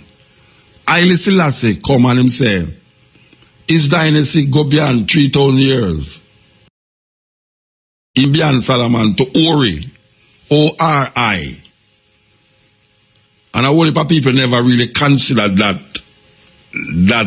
argument of Haile Selassie. When Haile Selassie carry you back or carry you forward, depending on how you look on it, him carry you to an emperor that is not well known. If you ask most young Ethiopians, or sometimes even old Ethiopians, what did Haile Selassie mention? Why did Haile Selassie mention Ori, the emperor Ori, which has nothing to do with the Solomonic dynasty? That was before the Solomonic dynasty. Why did Haile Selassie mention that emperor? And it's not that Haile Selassie now use the Solomonic dynasty as part of that power base, because that's what the people them use. Them use the Solomonic dynasty to them connection with the Jewish tradition. And Haile Selassie, even though recognizing that, him still carry them even further than Solomon. It's a great, great thing, great story that, for really recognize that Solomon actually, Haile Selassie actually do that. So we, Rastafari brethren and sistren, continue to hail Emperor Haile Selassie I. And even though them say Haile Selassie dead in 1974-75, the movement, because them never understand what the Rastaman was saying when them say Haile Selassie. So them things say, them could have said Haile Selassie dead, and that is the end of the story. Them think them could have bring Haile Selassie up and say, him is not God, for end the whole thing. In 1966, that was one of the things them that they wanted Haile Selassie to say to the Jamaican Rastafari brethren and sistren, that, look here, I am not God, stop worshiping me as God. But that was not to be. And then in 1974, when them say him dead, that was supposed to be the end of the Rastafari movement, and that was not to be. Because them still never understand. Them still never understand the Rastafari philosophy that Haile Selassie is a representation of everyone who hail Haile Selassie. And just like when the Christians say, the spirit of Jesus Christ live, it live.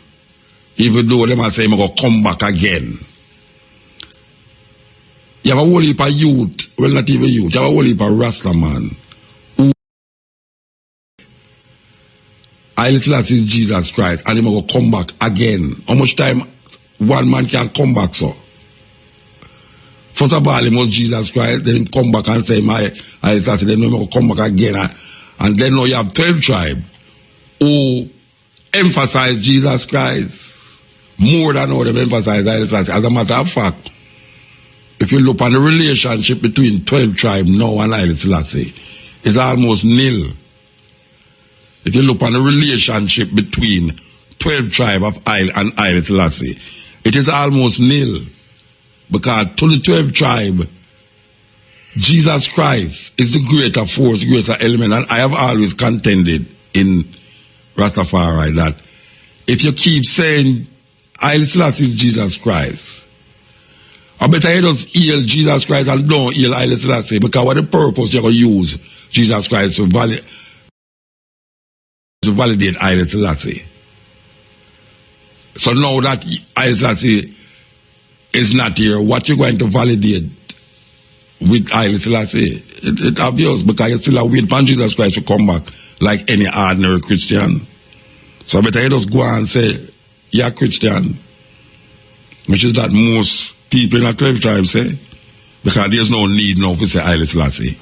Because what you claim Haile Selassie was going to fulfill as Jesus Christ was not fulfilled. Because you never say Haile Selassie outside of the framework of Christianity. And because you say Haile Selassie is a Christian, you now say you have to be a Christian too. Which that was not the foundation of why Leonard Howell and all these men come say Haile Selassie. The argument of Haile Selassie being a Christian was never a question and answer story in the of Rastafari. Because it's not because Haile Selassie is a Christian why we claim Haile Selassie. We don't claim Haile Selassie because he is a Christian in our country. We claim Haile Selassie because we can connect our culture, our history, and our heritage with the oldest empire upon earth and the first place where human beings did exist. Whether you're an archaeologist or you are a creationist. Whether you're an archaeologist or a creationist. The oldest fossil, according to the archaeologists, was found in Ethiopia. As a matter of fact, them find one older than Denkenesh now, Lucy. And if you're a creationist, if you're looking at Genesis, it tells you about that encompass 4 rivers that flows at the garden that encompass the whole land of the Garden of Eden. And if you believe that story there, it mentions the rivers. And you can identify all of those rivers geographically in at this time. And one of the rivers that flow was Gishan, which encompasses the whole land of Ethiopia. Genesis, I think it's Genesis 3. So whether you're a creationist or an evolutionist, the Rasta man declare in connection with history, with heritage and with culture, through the oldest known place where human being was found to start, whether you say create, whether it evolve or it create, no matter which one you believe in, the Rastaman hold on upon that place. And through that heritage, he might identify himself in a history. No highfalutin foolishness where people that want to make you believe, say, we don't know, say. Yes, cutting edge. Muta. God bless you. Yes, man. I listen to the story and the history. Yeah. And there, you know. First of all, hope the new year and see everything right for you. Yo, Toman. Listeners. A long time I don't hear from you. Oh, my God. New Year. At the first program for the New Year. I don't remember. Yeah, man. But sometimes I hard to get to sometimes. But I make sure I send my call from before, as the anthem, as chat done with the anthem, I call and they are wait, so. Alright. But me have the story I tell with the, when you say the Falashas.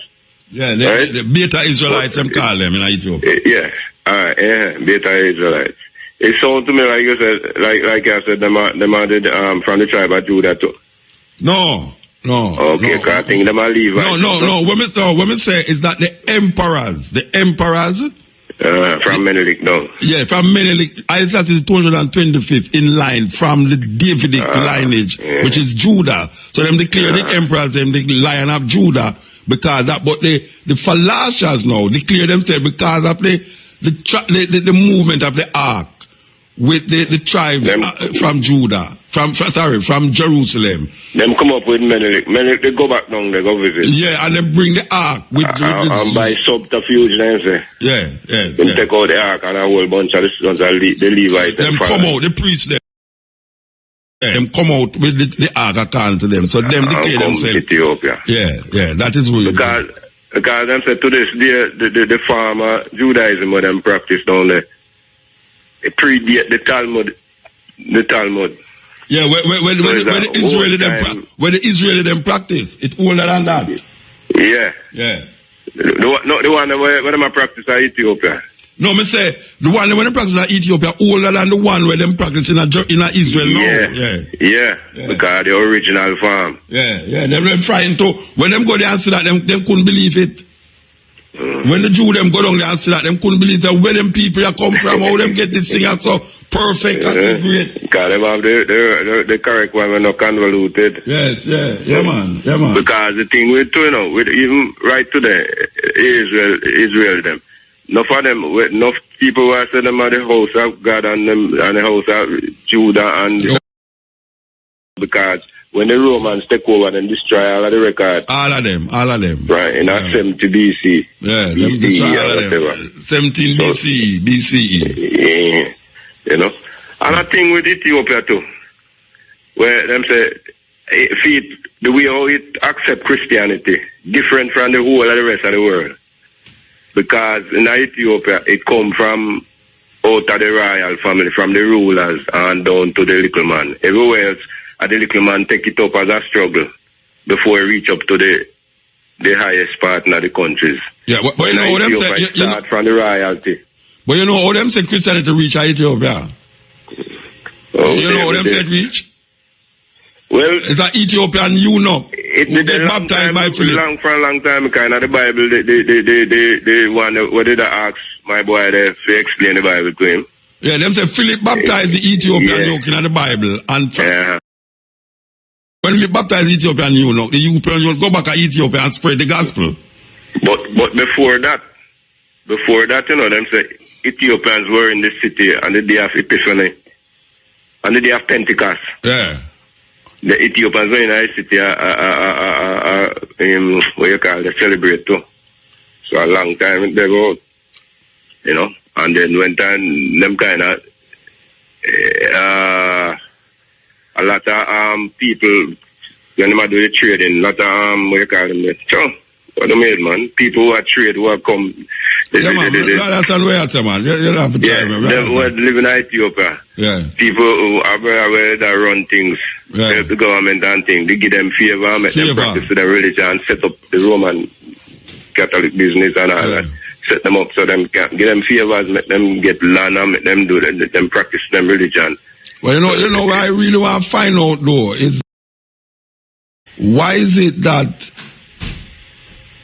the Ethiopian use the Greek word? Well, you know, so I shouldn't ask that because the Greek philosophy is very pronounced in Ethiopia as when it comes to the church. Because the Ethiopians them use the Greek word Jesus Christos.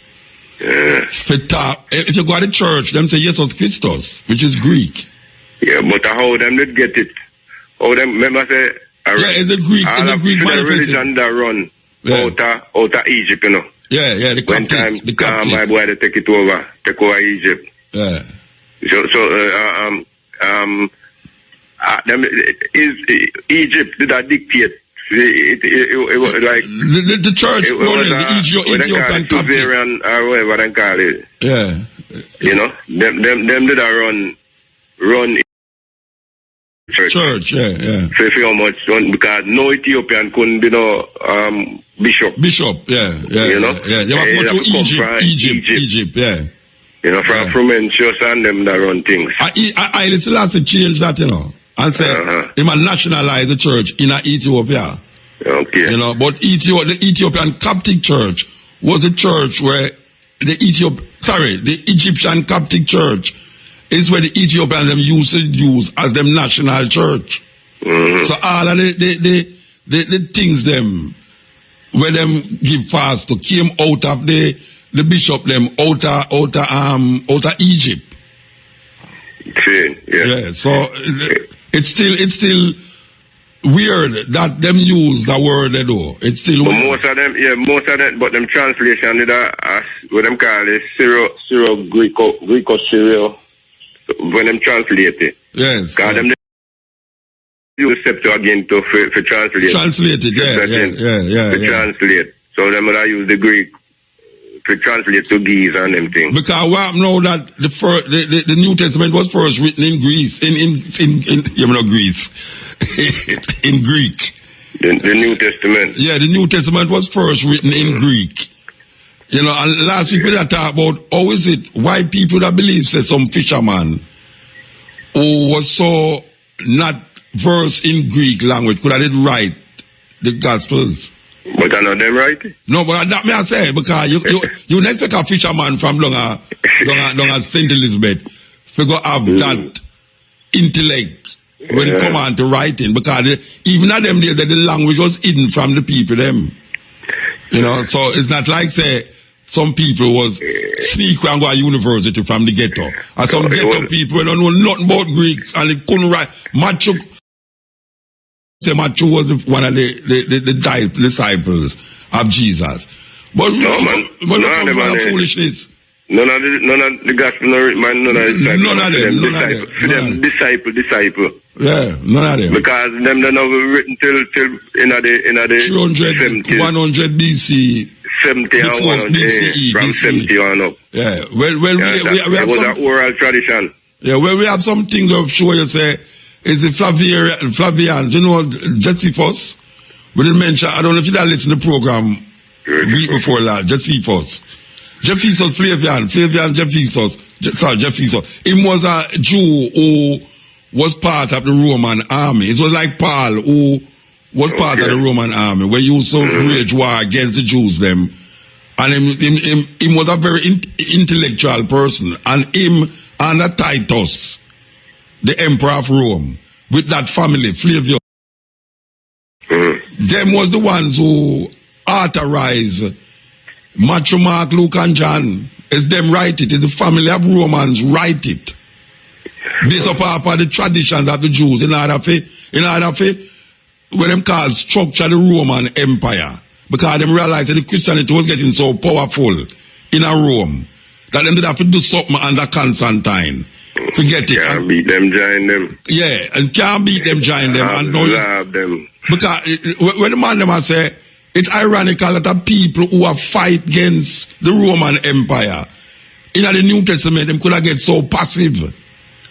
You know, it's like almost the writers them pacify the whole religion, the whole revolution by saying, no, this man said to turn next week and, you know, don't do this and all of that. It's like you're sure now say this revolution must be quashed. And if you keep them off, you have to use freedom story and manipulate the story and create something named the Gospels that them can lose a man now with them create named Jesus. We don't have nothing to do with the revolution when they are going in Jerusalem. Because remember, say the Roman them mash down Jerusalem, you know. Yeah, and when they mash down Jerusalem now, and you did have little sporadical revolutionary zealots where they kill Roman soldier and have burned down place said way. It's not like the revolution, it stopped. Judas one of them. See that Judas was one of them. And what now is that Constantine used the powers we have to gather up these bishops now and say, look you know, we're going to figure out how we're going to make this Christian thing become a part of the Roman Empire and make it now be acceptable by the Christians them in a Rome. Them start to now infiltrate it with the for them what them call pagan ideas, and then fuse it now with Jewish ideas and then call it Christianity. Sure enough. That's serious thing. I think what you're talking about when I say the Caesar, when Caesar Julius declare Caesar. himself God. Make themselves God, yeah. Why you think in the Bible Jesus said, what is for Caesar, give it unto Caesar? And because, I said, it must a Roman write that.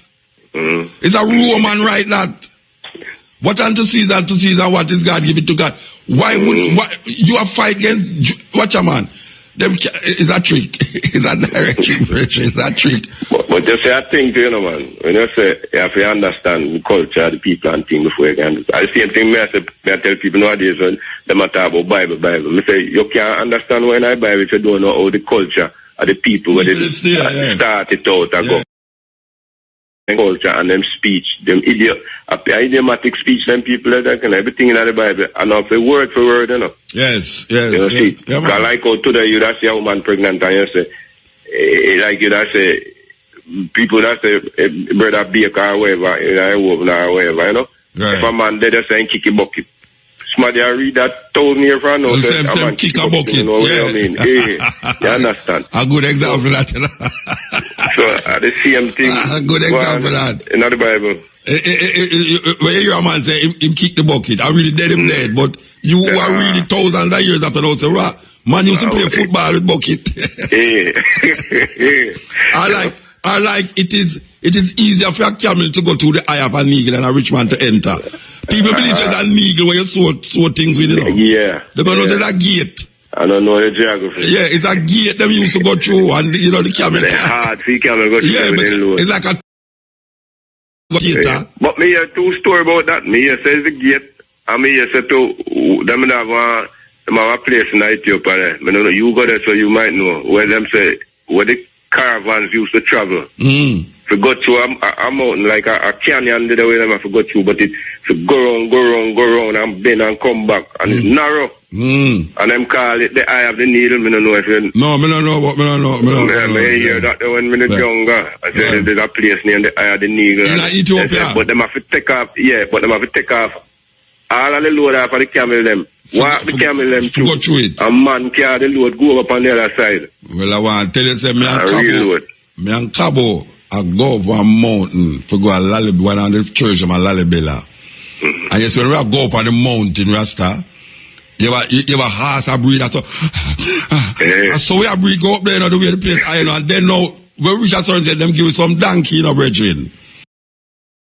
And I go up there, you know, you see when the donkey I go up between, it's like a narrow space, you know, about a yard, you know, about a yard wide. So when you look over the precipice, so, you say the donkey foot ever slip. You can't say bye-bye to Jamaica, Africa, everywhere in the region. You say we are go up on the mount. I think Cabo come off a walk. A goat. Then should I use that?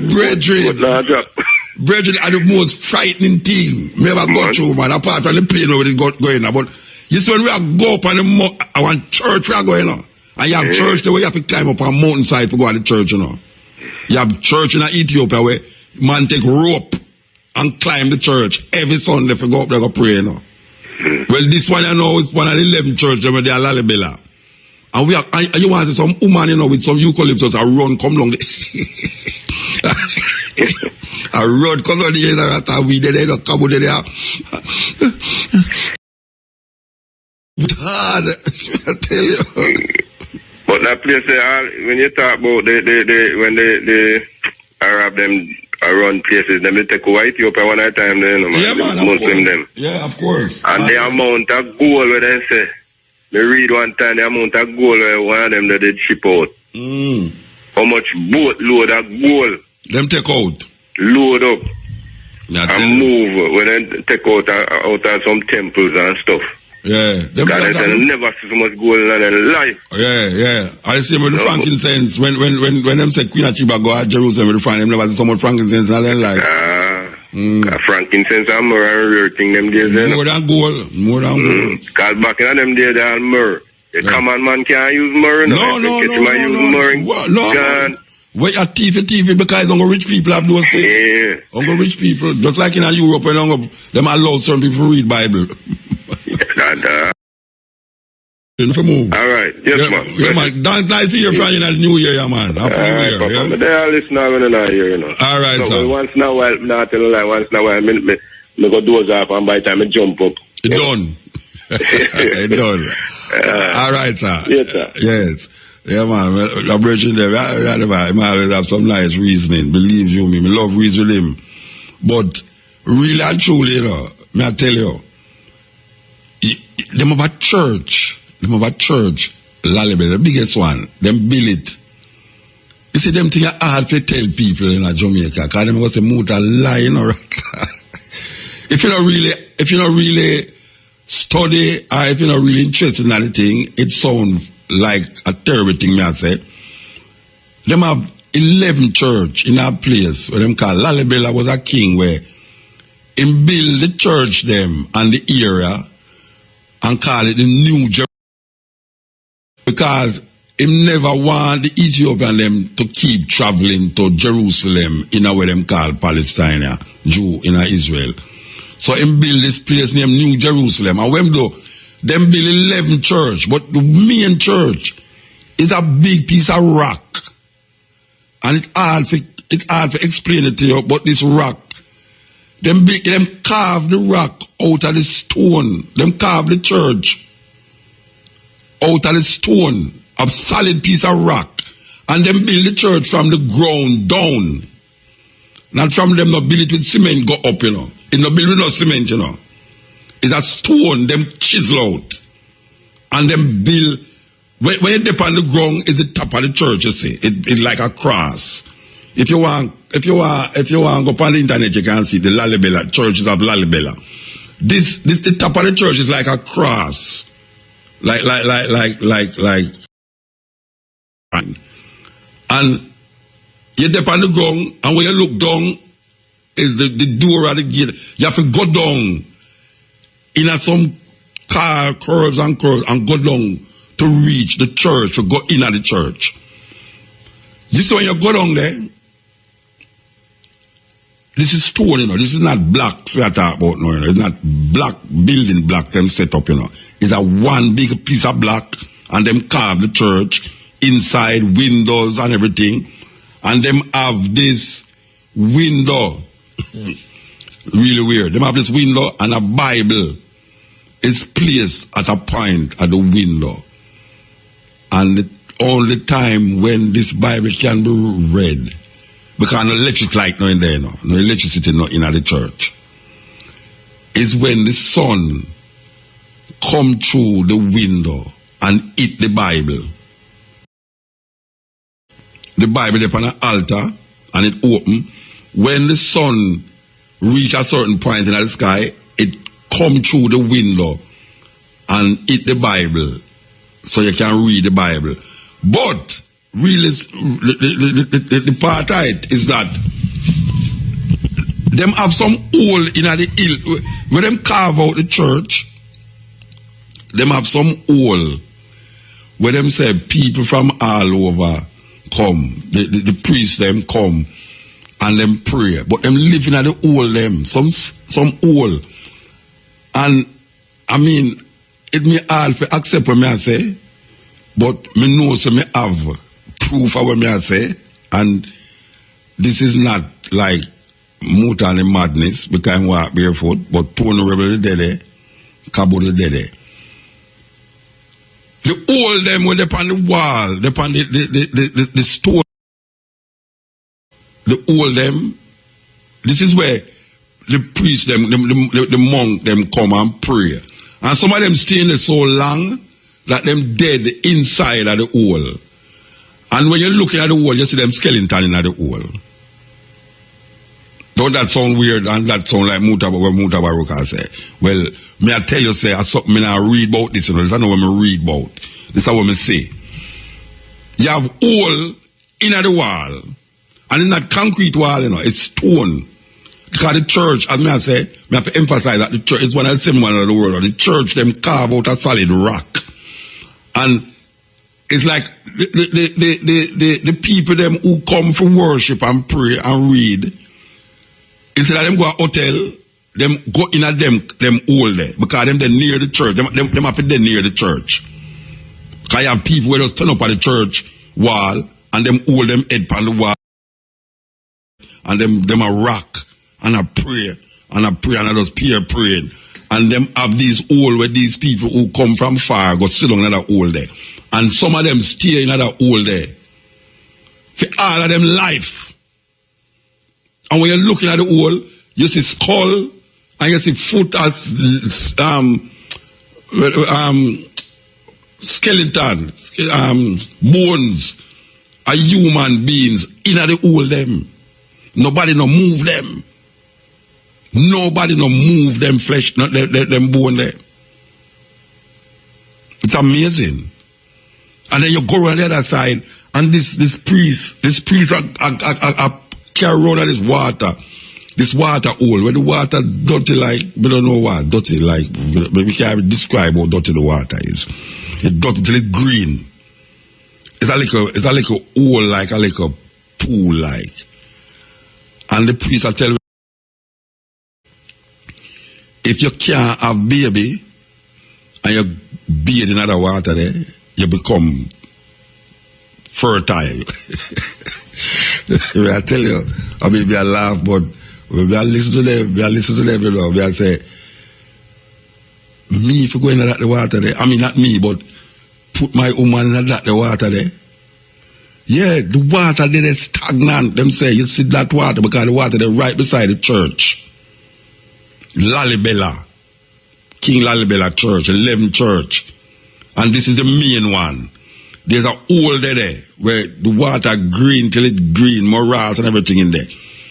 The priest tell you, say, if you're barren, if you're a woman and you're barren and you go bathe in that, you get fertile immediately. I mean, I say, okay, all right. And then now we say, all right, we're going to journey, go up on top of this hill and we're going to meet the one where they are the highest church in them. They used to go up there. And it's they used to go up there, go pray. And we decided that we are going to journey, go up there. It's a joke. It's a joke when we go up there. I see when we reach up at the top, it's like we park the ass, you know, not the ass, the donkey. We put down the donkey now, you know, and we have to go through some stone and go around some bend in at the side of the mountain, you know. Them say it's 10,000 feet above sea level. We go 10,000, yeah, above sea level. We go up there, go see this monk, this priest sitting up there by himself. Him say 30 years him not come off of that mountain top there. When him get food, people bring food, come game. Him say, when tell him say Jamaica will come from, him say, which side of Africa that there. 30 years him not come off of that hill there. 30 years. Christ. I tell you that I think Cabo have that pan tape too. I don't even know. I think Tony will have it pan tape too. Because Tony did have him video business, a video of a thing. Man tell you Selassie is Christ himself. Sitting up in another mountain there for 30 years. He not come off of the hill at all. My problem with it, you are here my big problem with that now. When we're going to the church, is a white Mary and a little white baby boy, we see. And one piece of blood and fire in the church there. The man take the monk, the priest, take we and carry go around the corner and bring out the Ethiopian virgin. And them black Madonna and child. When we go back at Addis Ababa, the Abuna tell us it's a tourist thing, them are working. Him tell us it's a tourist. The first thing about work, that's why they have that one there. Live and tell to you know, live and tell, because everywhere you go, a white Jesus you see in Ethiopia. Yes. Yeah. You know, you have to stop listening to the radio, you know, brethren. All right. Hello? Yes. Is that me, sir? Yeah, this Muta, but you listen to some English radio, bro, so you have to listen to me, so now if you want to hear pan of No, I'm not listening to any radio, sir. So why not about there? I'm not listening to any radio, sir. Oh, you sound like you're called from England. Oh, yes. Oh, you sound... Okay, okay. You know a fella that get killed in Barrett Street police station? Yeah, Mario Dean. Mario Dean, yeah. Yeah. Well, you make a statement that you are not going to leave the Mario Dean case alone. Yeah, we're not left. Can you remember that? Yeah. Yeah. Right. Since 1 year ago, Mario Dean, and I haven't heard you say anything about Mario Dean. You know why? You know why? Yeah. It is in the court. And in Jamaica, when a case is in the court, you don't give opinion about the case on national radio. Okay. Saying, I so understand that. Yeah. When it reaches a certain stage, then we call the liar again and say, tell me something, how far the case is. But at this moment in time, we make the case go and play out and see where it go to. But at this moment in time, we don't talk about the case them when them in the courts. Yeah, Muta, how long ago since Mario Dean died? Then you know just someone, you ask me again and you just say it. You know just say it. No year before last him dead. No year before last, man. 2013, 2014, or to know what? I think 2014. Okay. I mean 2016 now. Yeah, 2014 I think it did happen. Early 2014. Okay. Yeah. Okay. But watch out, case. Them thing that grind slow, you know. You have all a case right now with them call it the X6 case where a man allegedly shoot a youth in a taxi.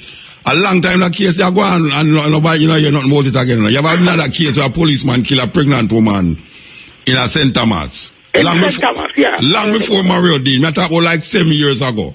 And you know, you hear not more about it. So it's not like it not happen, but it grinds slow. You understand? Yeah. Muta, do you know if Ghana is independent? Yes, it's the first independent country, democratically elected president of Africa was Kwame Nkrumah. Yes, it is an independent country. Okay. And can you tell me if Nigeria is independent? According to my, I am saying I'm independent. Yes. So why is Ghana, Nigeria, and those people independent? Why is that? You're asking me that? Yes, sir. You can't ask me that. You have to ask the people them who tell you say it's independent and it's not independent.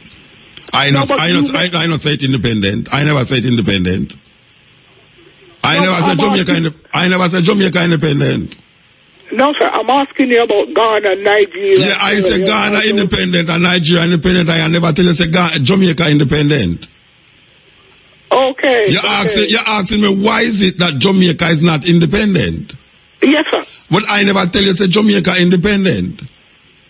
So Jamaica is not independent? I don't see Jamaica as an independent country.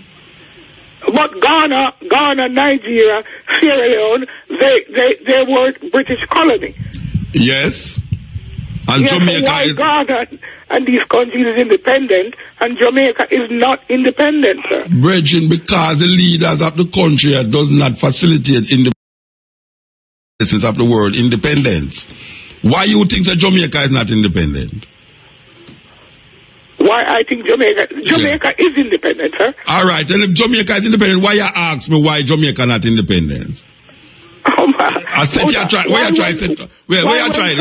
Hold on, you try to set me up for something. Watch you know. I said Jamaica not independent. You are telling me that Jamaica independent. So what is the purpose of telling me these things now? So what is an independent country, Muta? You don't know what is an independent country? No, I'd like you to tell me. Then you just tell me that Jamaica independent. I don't know what is an independent country.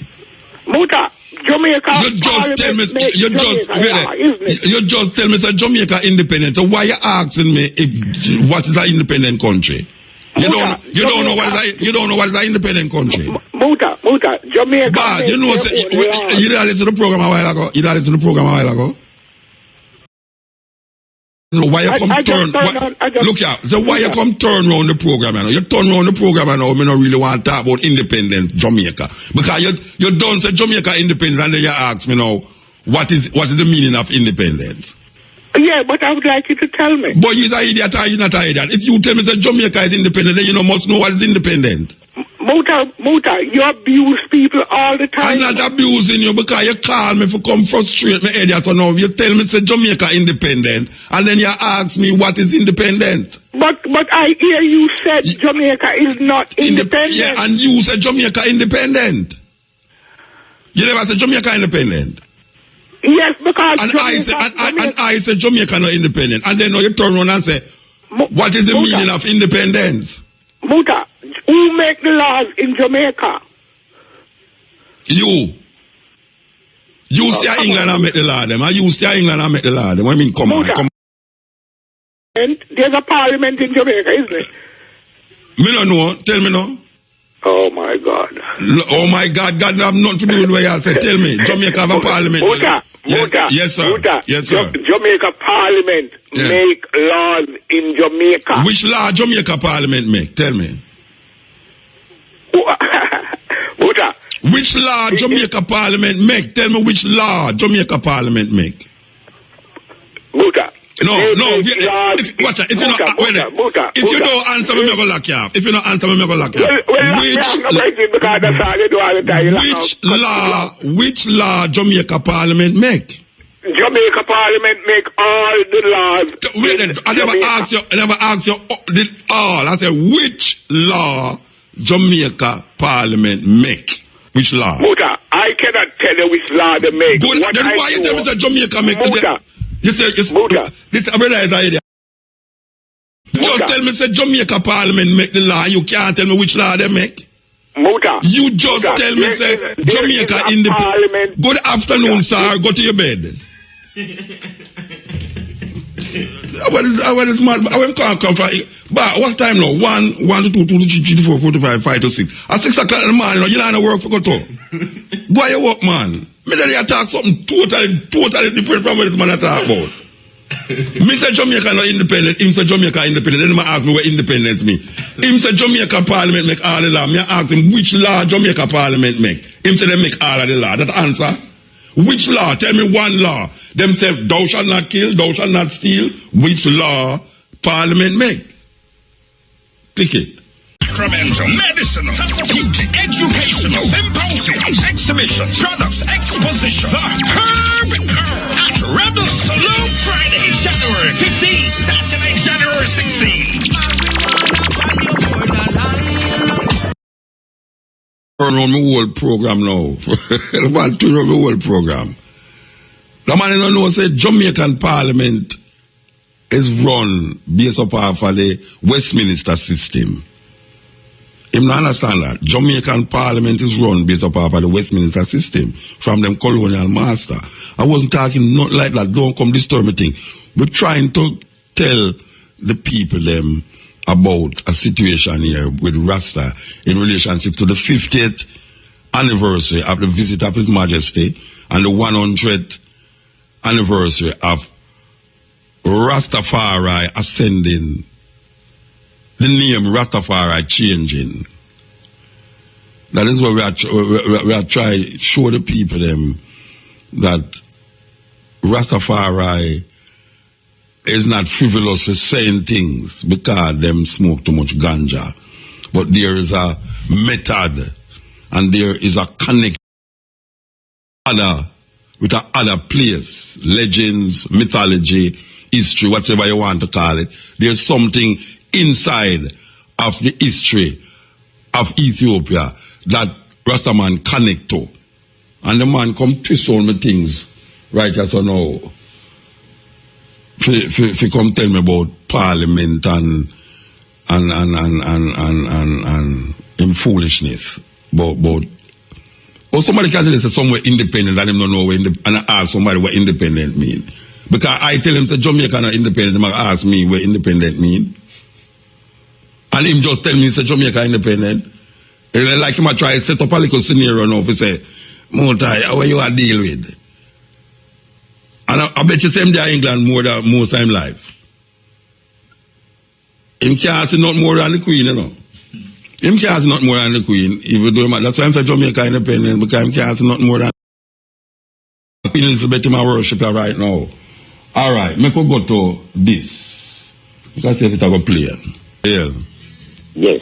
Luca? You're blessed. Good night, man. Good night, sir. Me was the man that came down the studio to you. Remember before you go up South Africa and you give me a number. Before you go South Africa? How much years ago that? I came a 15 man. Last year? Yeah, man. But me and Tommy call about me get the number mix up. Okay. But me get the radio number now. So, so, yeah, man. So happy birthday, man. Cause your man 26, my band is 27, man. Oh, yeah? Belated birthday. Yeah. Give time happy birthday to you, too, man. Yes, man. And me want send birthday. And a prosperous New Year, too. Yeah, happy New Year, too, man. Me happy birthday to you. New Year's Day when our sister they was on. Me never there upon New Year's Day, Friday that. No, me there the Thursday, New Year's Eve. Yeah, man. The New Year's Day when my girl and I take greetings. The one that come on last night. Oh, me don't know. But me couldn't get through. But anyway, me get through tonight, man. Cause me there a good while. But if the credit run out for me next week, me try and call back. All right. All right. Me have a revelation and I want to let off. One, our Prime Minister says she waiting on God for a divine intervention. Yeah, for touch her, yeah. For the call election. Yes. Now the word came to me and tell me that clear that Mr. Holiness is going to take over. Who? Mr. Holiness. Mr. Holiness is going to take over. If you could put this fancy to me. No, you're there on the radio, you're there on the radio at all. Oh, so everything will... Everybody I hear you, the whole world I hear you. Yes, he's going to take over because what God is looking for is a man to lead his people to him. Just like Moses. Moses lead the people to God. Which part him let... Wait, hold on. Which part God did that when Moses lead the people them to him? No, while Moses was on earth. Yeah, right? Yeah, him lead the people them to God? Yeah, where him lead them? Where him lead them? No, but where in the Bible tells us Moses lead the people them to God?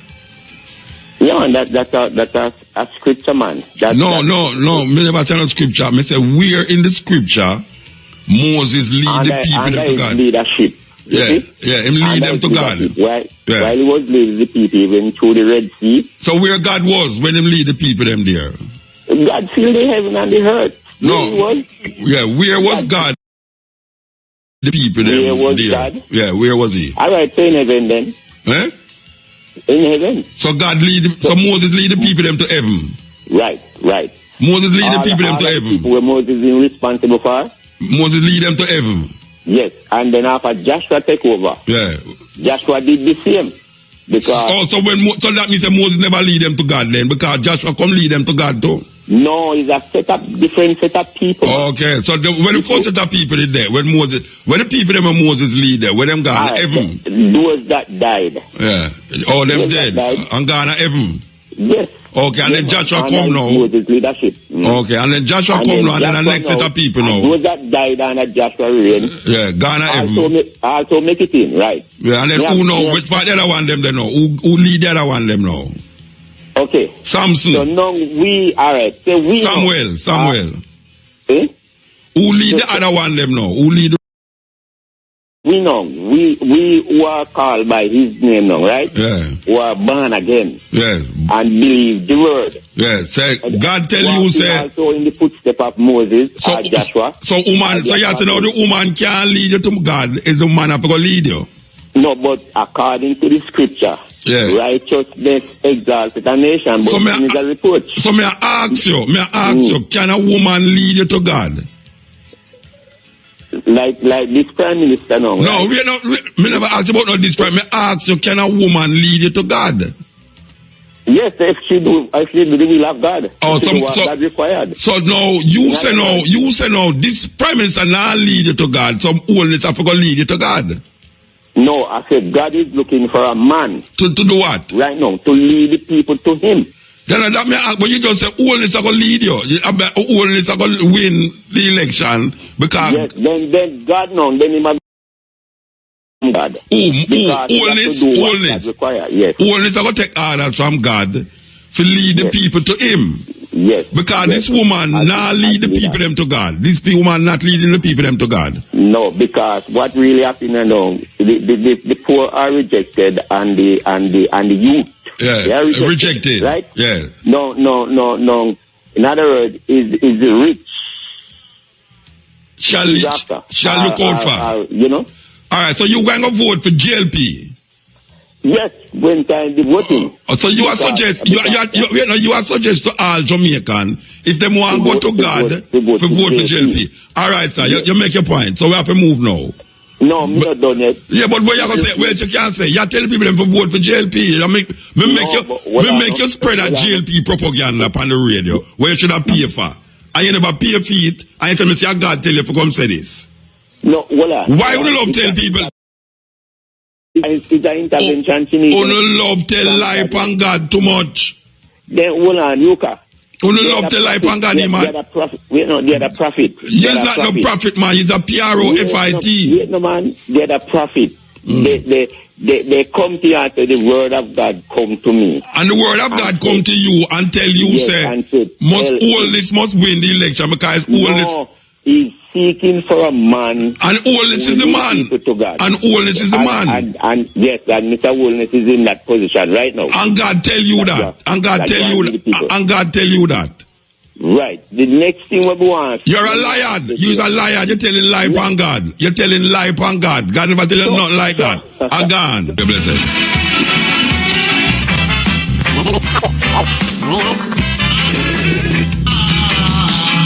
Yeah.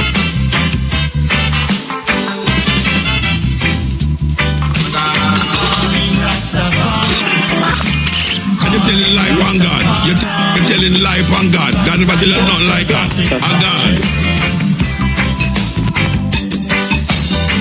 I don't want to really stop the show. This tune you have to hear another one of them things there. All right, I can try it. AL.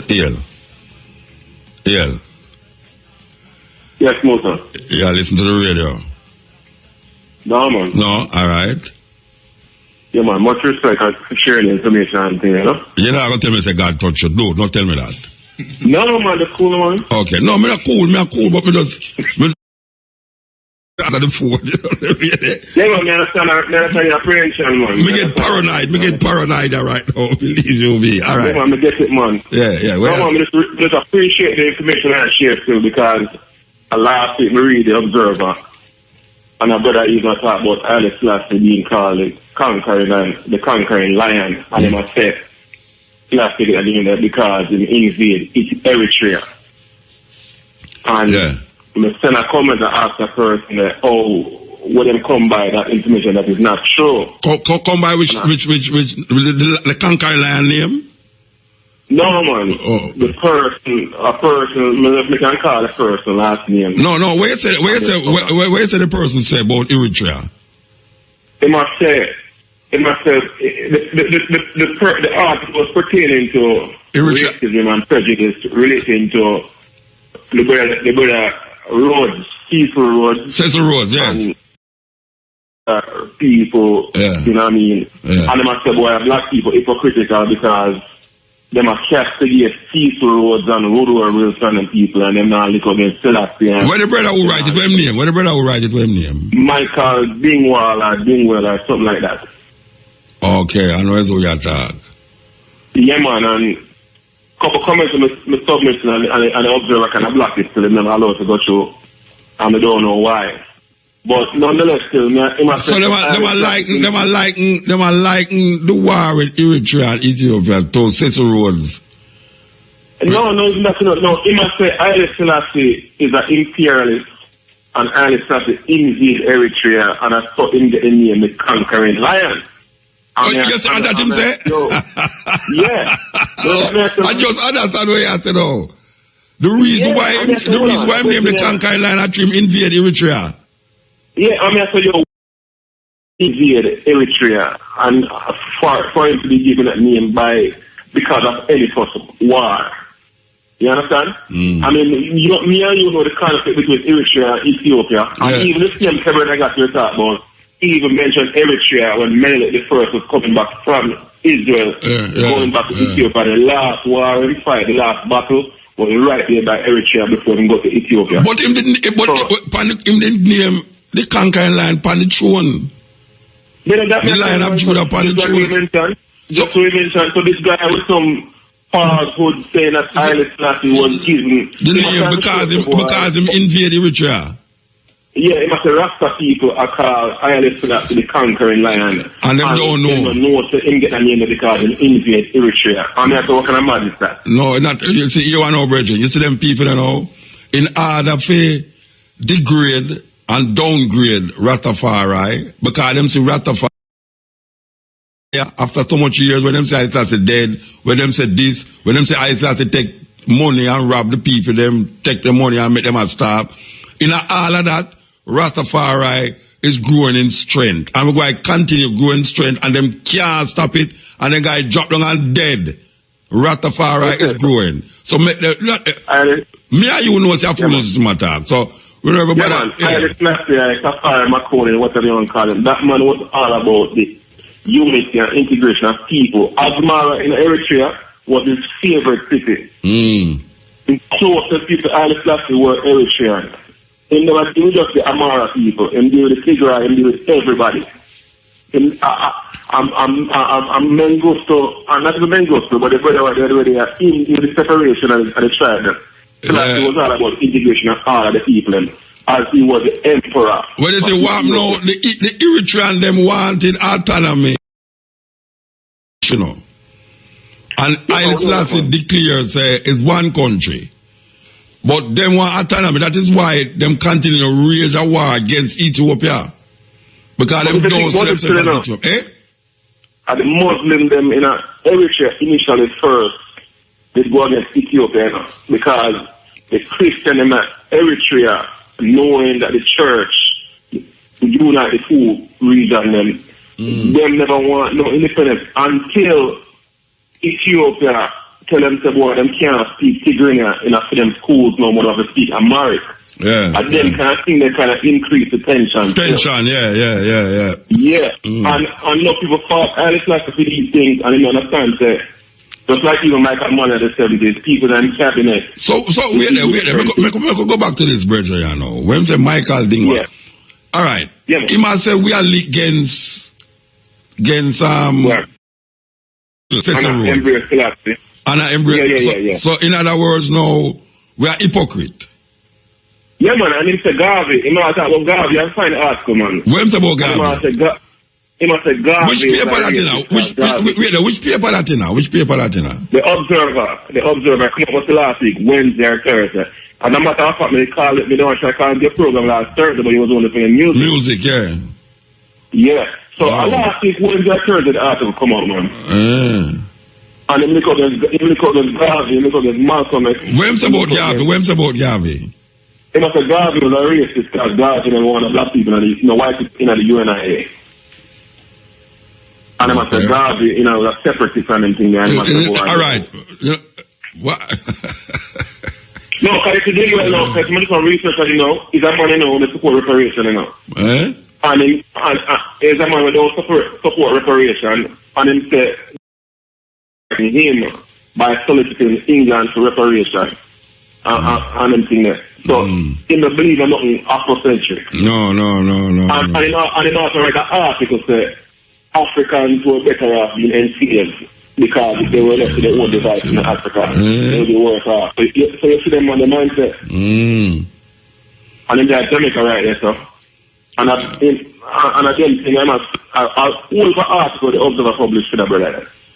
And ask the Observer them now, vet the man in article for fact. No, what do you want to know? You see them want to put those in the paper that them can't get response, It's response, them why you respond viciously. But the funny thing about the response, as when you observe the Observer, pardon the pun, when you state certain facts which is not in line with their thinking or agreement, then don't publish those things. Yeah, we are confident the victory of good over evil. I just that. Anyway, we're gonna move.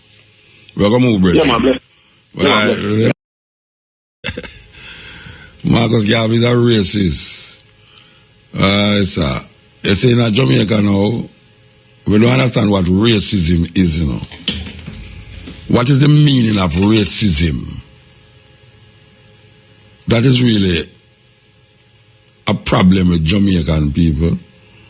Them don't know what racism means. There's a woman, she just died, must be last week, she named Chris Welsing. Is one of the first person get interviewed on this cutting edge program here. years. When she come to Jamaica, she done what she had from conference.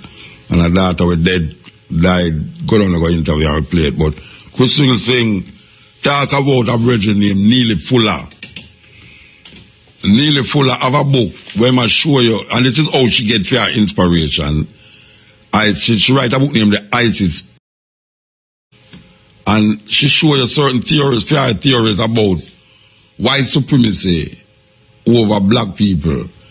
But she will tell you that the man who influenced her as a psychiatrist, she's a psychiatrist, is a man named Neely Fuller. And Neely Fuller set out a system where I'm show you how white supremacy function in a everyday life. Everyday life. White supremacy is part of our everyday living. When a man say, look on a black person and say him is racist, him don't know what him saying. Take it from me or so. Because him don't understand what is racism. Him don't understand when somebody say racist, racism, what it means to be a racist. I'm going to look on a man who don't have no power to decide and determine the economical, political, social order of a next group of people. How can you say he's a racist? Because racism confront power. Racism confront power. Racism is the structure by which a next race use power economically, politically, socially, sexually, entertainment-wise to overwhelm a next group of people that is of a different color. What me say? Racism cannot be separated from power. Now, which group of black people can decide and determine the social, political order of the white race? Tell me that. Unless you talk about prejudice. Prejudice must not be confused with racism. Prejudice must not be confused with racism. Racism must not be used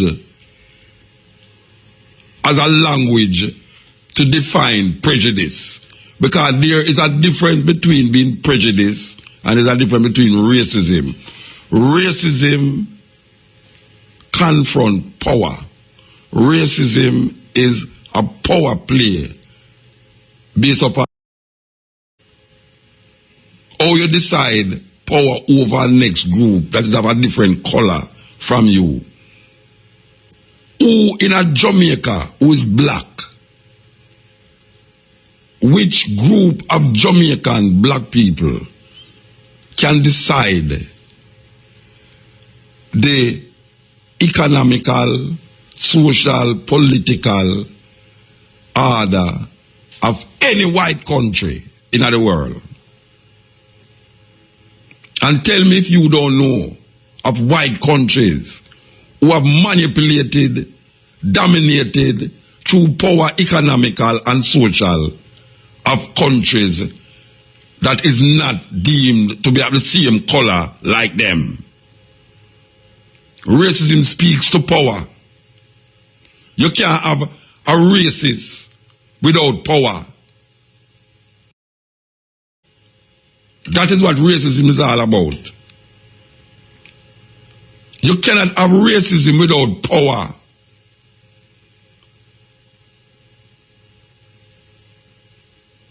A man can't come tell you, say, a man is a racist. And when you look at the two separate, the two look at the two people, them, the man who you say is a racist cannot decide the structure, politically, socially, and economically of the next person who you claim say him is racist against. So you don't mix up the thing and go like so we are idiot. Because I come with an organization and say, I want to set up an organization for the disenfranchised people of the African race. You're going to tell me, so no, because me don't want white people in them is a race. It's madness. It's madness. It's madness. So what that's about God? When God tell the people, them say, him don't want no 1 foot, no blind man, no man with no blemish on him skin in the tabernacle.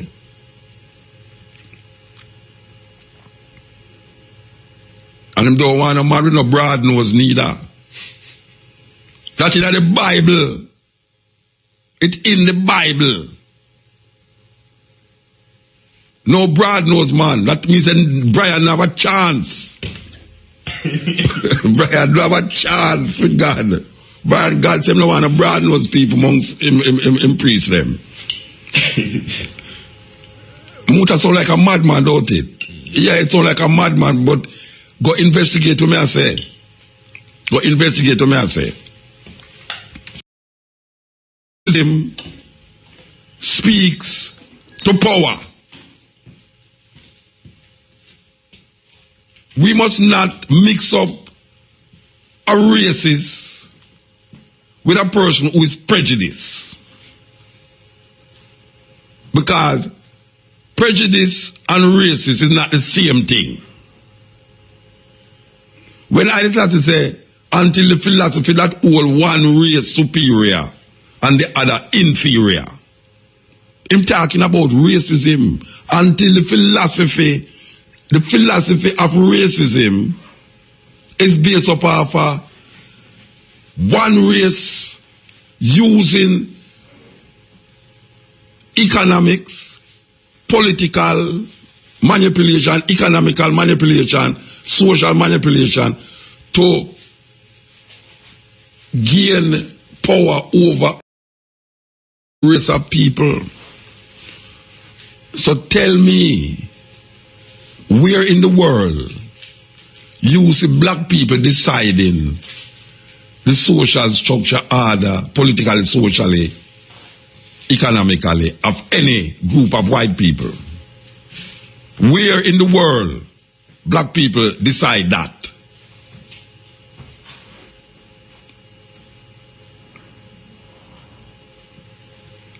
Lie them I tell, and them write these things to people, and people will read them and suck them in, and because them can't figure it out themselves, them yield to it.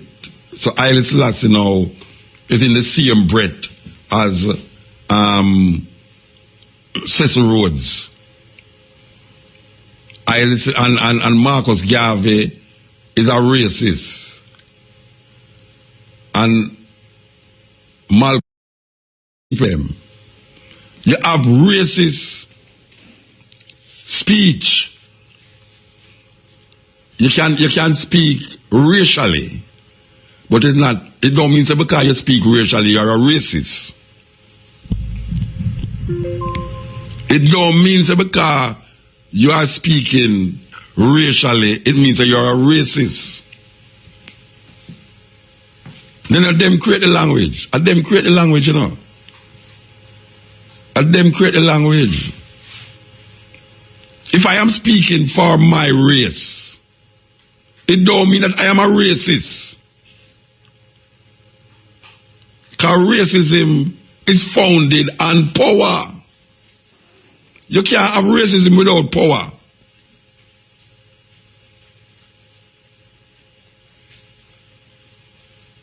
If I don't like you, because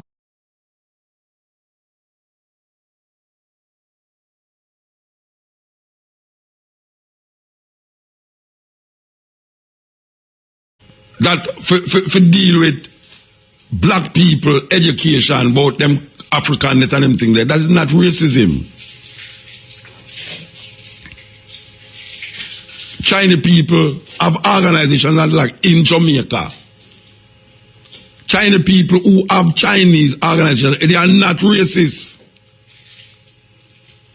Racist are a group of people who is defined as racist. It's a group of people now who use them economical, social and political strength to have an edge over the next group of people that is not of them color.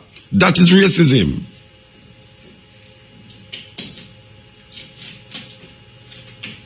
So they must stop them damn foolishness. That because you said certain thing now, you're racist. Or racist speech, or me saying white people do this and white people do that, how that become racist? It's lie. White people bring with Anya so in a chattel slavery. It's not lie. So because I say that I'm a racist. If I say white people go to America, go kill the Native American and take with them land, because I say that I am a racist.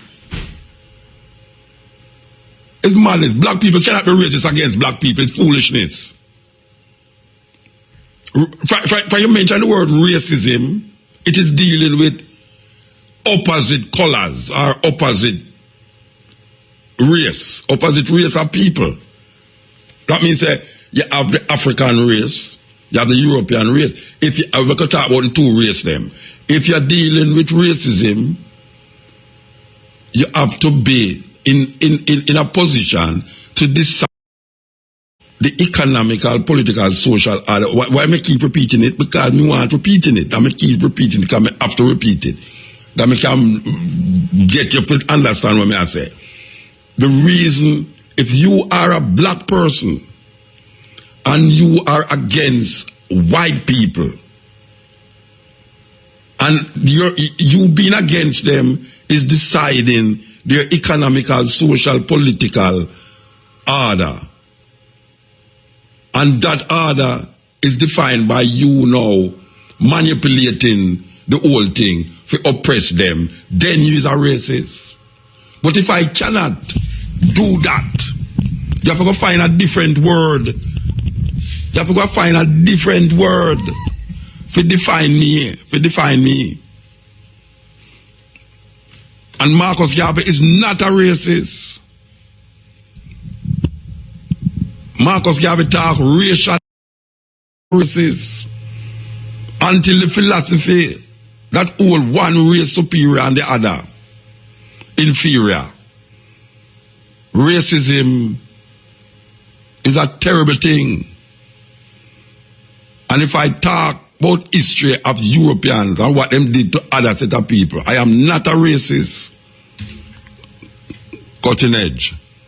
Last lap with the one. Yes, Ian. Are you gone? What's up, man? Ian. Yeah, calling from New York, from the Bronx. Blessed man. It's Nelly Fuller, and you need to get him on your program. Neely Fuller. Neely Fuller. He talks about yeah, man. There are 9 things that part of the racist system. It's a system. Yes, of economics, course. Education, political, entertainment, yes, labor, sex, war, and law. But there's another one which I can't. Well, that is what great reading, man. Of course, that is what by that. Sorry. Yeah, go ahead. That is what the lady that died the other day, Chris Welsing. That is the Empress. Yeah, Chris Welsing. That is Empress. All right, Empress Chris Welsing. She wrote a book named The Isis Francis Chris Welsing. Yeah, that is the book. That is the man that influenced her. That man influenced her. Yes. Yes. And I listen to him every week also. Yes. Every week. I used to listen to Francis Chris Welsing, the Empress Mother. And she was a genius, man. Of course. A genius. And she broke down everything in the ISIS papers. And everybody should get that book. I have sold so much of that book in my bookstore. It's unbelievable the amount of that book I sold in my bookstore. When we had the bookstore. Yes, sir. Also, when are you Nelly Fuller on your program, man? I don't know. Boy, you need to get him. Of course. You need to get him. Yeah. You know? Another thing, too, is the song that you played a couple of weeks ago, Visa and Passport. Who sings that song, or what's the artist's name? Junior Reid. Oh, that's Junior Reid? Yeah, but never come here with no visa and no passport. Yeah. Yeah, Junior Reid. Junior Reid on which album? He have a new album, I don't have the album in front of me, but it depends on the album there too.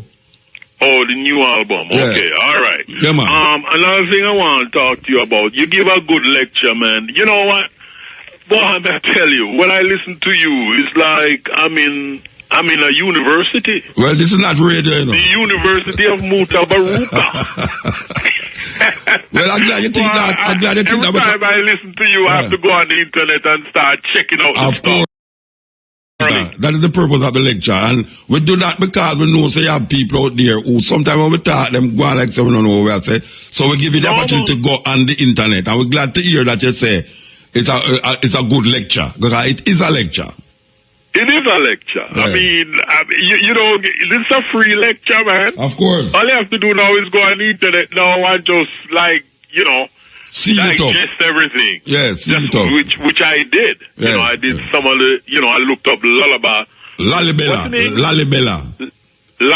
Yeah, Lalibela. And, the church. I saw the church. The church that I mentioned. Yes. And so forth. Of course. But man, let me tell you, you're great. You're the exceptional, man. All right, thank you very much, sir. All right. All right, so, all right, well, you know, Happy New Year, happy birthday. You too, man. Yeah, man, you too. Yeah, man. And you take care. I'm glad you tell me happy birthday, you know, because the year... Always listen to you. I'm glad you tell me happy birthday because I know that the new year already. The year so done. Good luck, my friend. All right, blessed. Yeah, man. Yes. No, that's serious thing. That's serious thing. You know, I mean... And it's, you know, it's black people always write these things against black people. That is how them man them set it up now, you know. Them don't... white people are write things against white people, black people anymore, you know. But them said it in such a way that them don't have to write nothing against black people because you have enough black people who are writing against black people right now. It's amazing.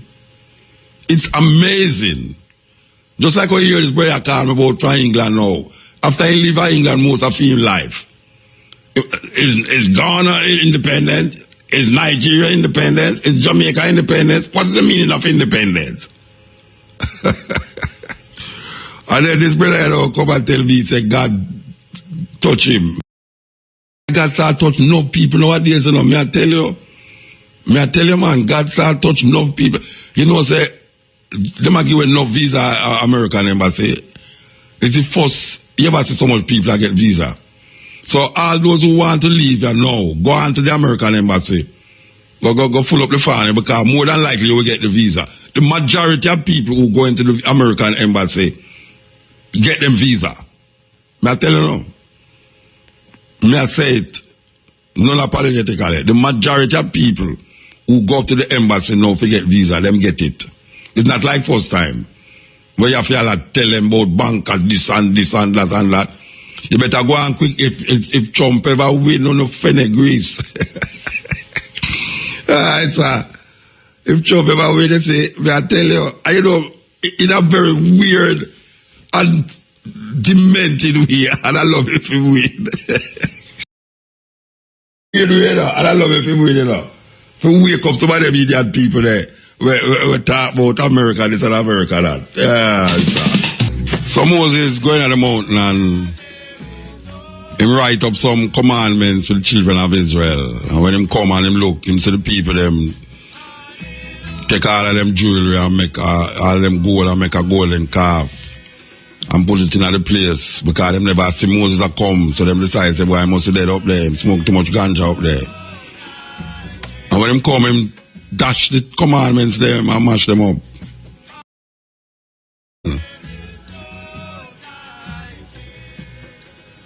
So, why may I say that is that when the paper and the ink dry and life continue, you can't write life in any pen in the paper. You can write certain aspect of your experience, write it down that others can really read it. But the divinity that we are searching for, we have to look in ourselves to find that. Because that is not written on any scroll or any walls or any papyrus or paper. The living testimony have to come from the livity that will manifest in ourselves to others. And when the paper gone and the computer gone, who is going to be the sustainer and maintainer of the goodness that we're supposed to project and manifest to each other? Because if we can't see that in ourselves, how we going to see that in a paper? Because the paper can't save we. The law can't save you. Because the law is for the lawless. And anyway you take it, you broke the law. And some of the penalty for breaking the law is death. The law is just there to keep in check the lawless people. But the law can't save you. The law cannot save you. You have to look within yourself, deep within the divinity. And search yourself, search your soul, search your whatever you call it. So all those who is depending on ink and paper to save them in a serious, terrible situation. Before the Bible was written, what was guiding human beings? As a matter of fact, human being was much closer to himself before the advent of book. And when I destroy book, we just say that life and the sustaining of life is through wisdom and the overstanding of oneself and each other. And if we can't find the woman in the next person and in ourselves, I use this, we go read Bible. Because look how much people over the years have read the Bible and look on the earth as it is today, because we still not search in ourselves yet. We not search with self. We are search pen and paper. Pen and paper can't save you. Wisdom teaches, experience teaches wisdom. The man who is educated is not necessarily intelligent. The person who give out the first masters, what degree did he have? The first person who give out a PhD, what degree did he have? He never have none. He just create that.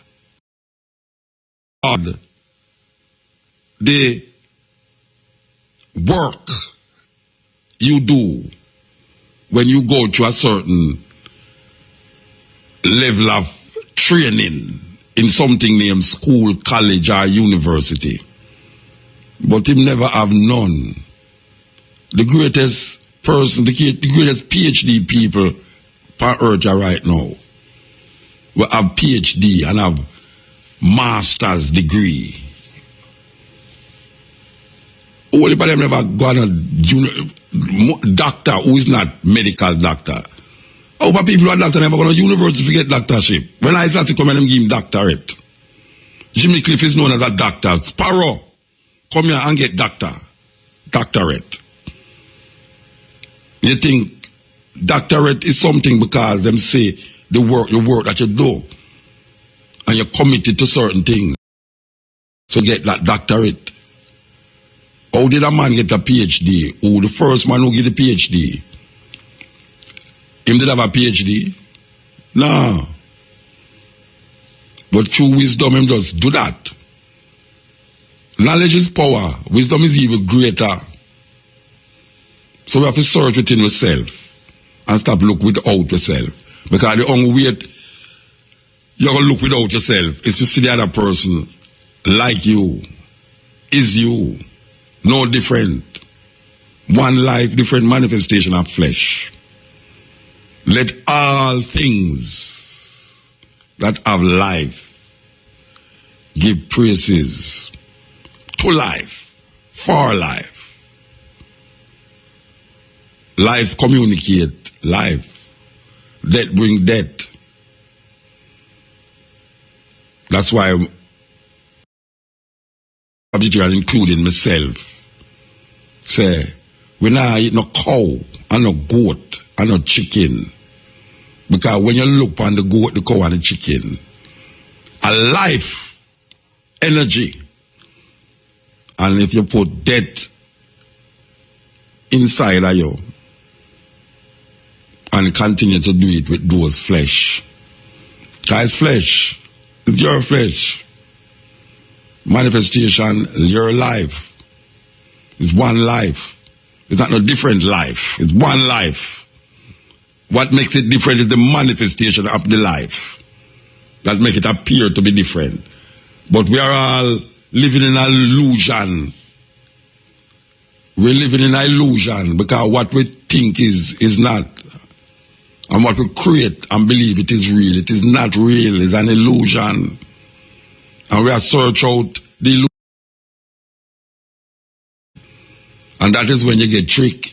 You get tricked because you don't know how to use an illusion as an illusion. Because you start to look on illusion as a real thing. And you confront it with this illusion and you see it as a real thing and it affects your life. It affects your life. It makes you can't think straight. It makes you can't recognize goodness in others. So we have to say you have to search your heart, man. Search your soul. Search yourself. And when you do that, look deep into the next person and see if you see yourself. Because you have to see yourself in the next person to be good. And that is really what it is all about. To see the goodness in things, you have to see yourself in things. The book of the coming forth by day, the Egyptian book of the dead, it said, to see the goodness in things, you have to see yourself in things. That is really what it is all about. And if you can't see yourself in things, you're a lost soul waiting for a earthquake or a lightning or a flood to get rid of you. Terrible, terrible thing. You want to know if women say it's true? Make a man give a knife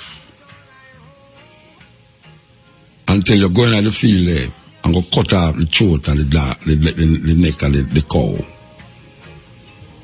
Most people not do it.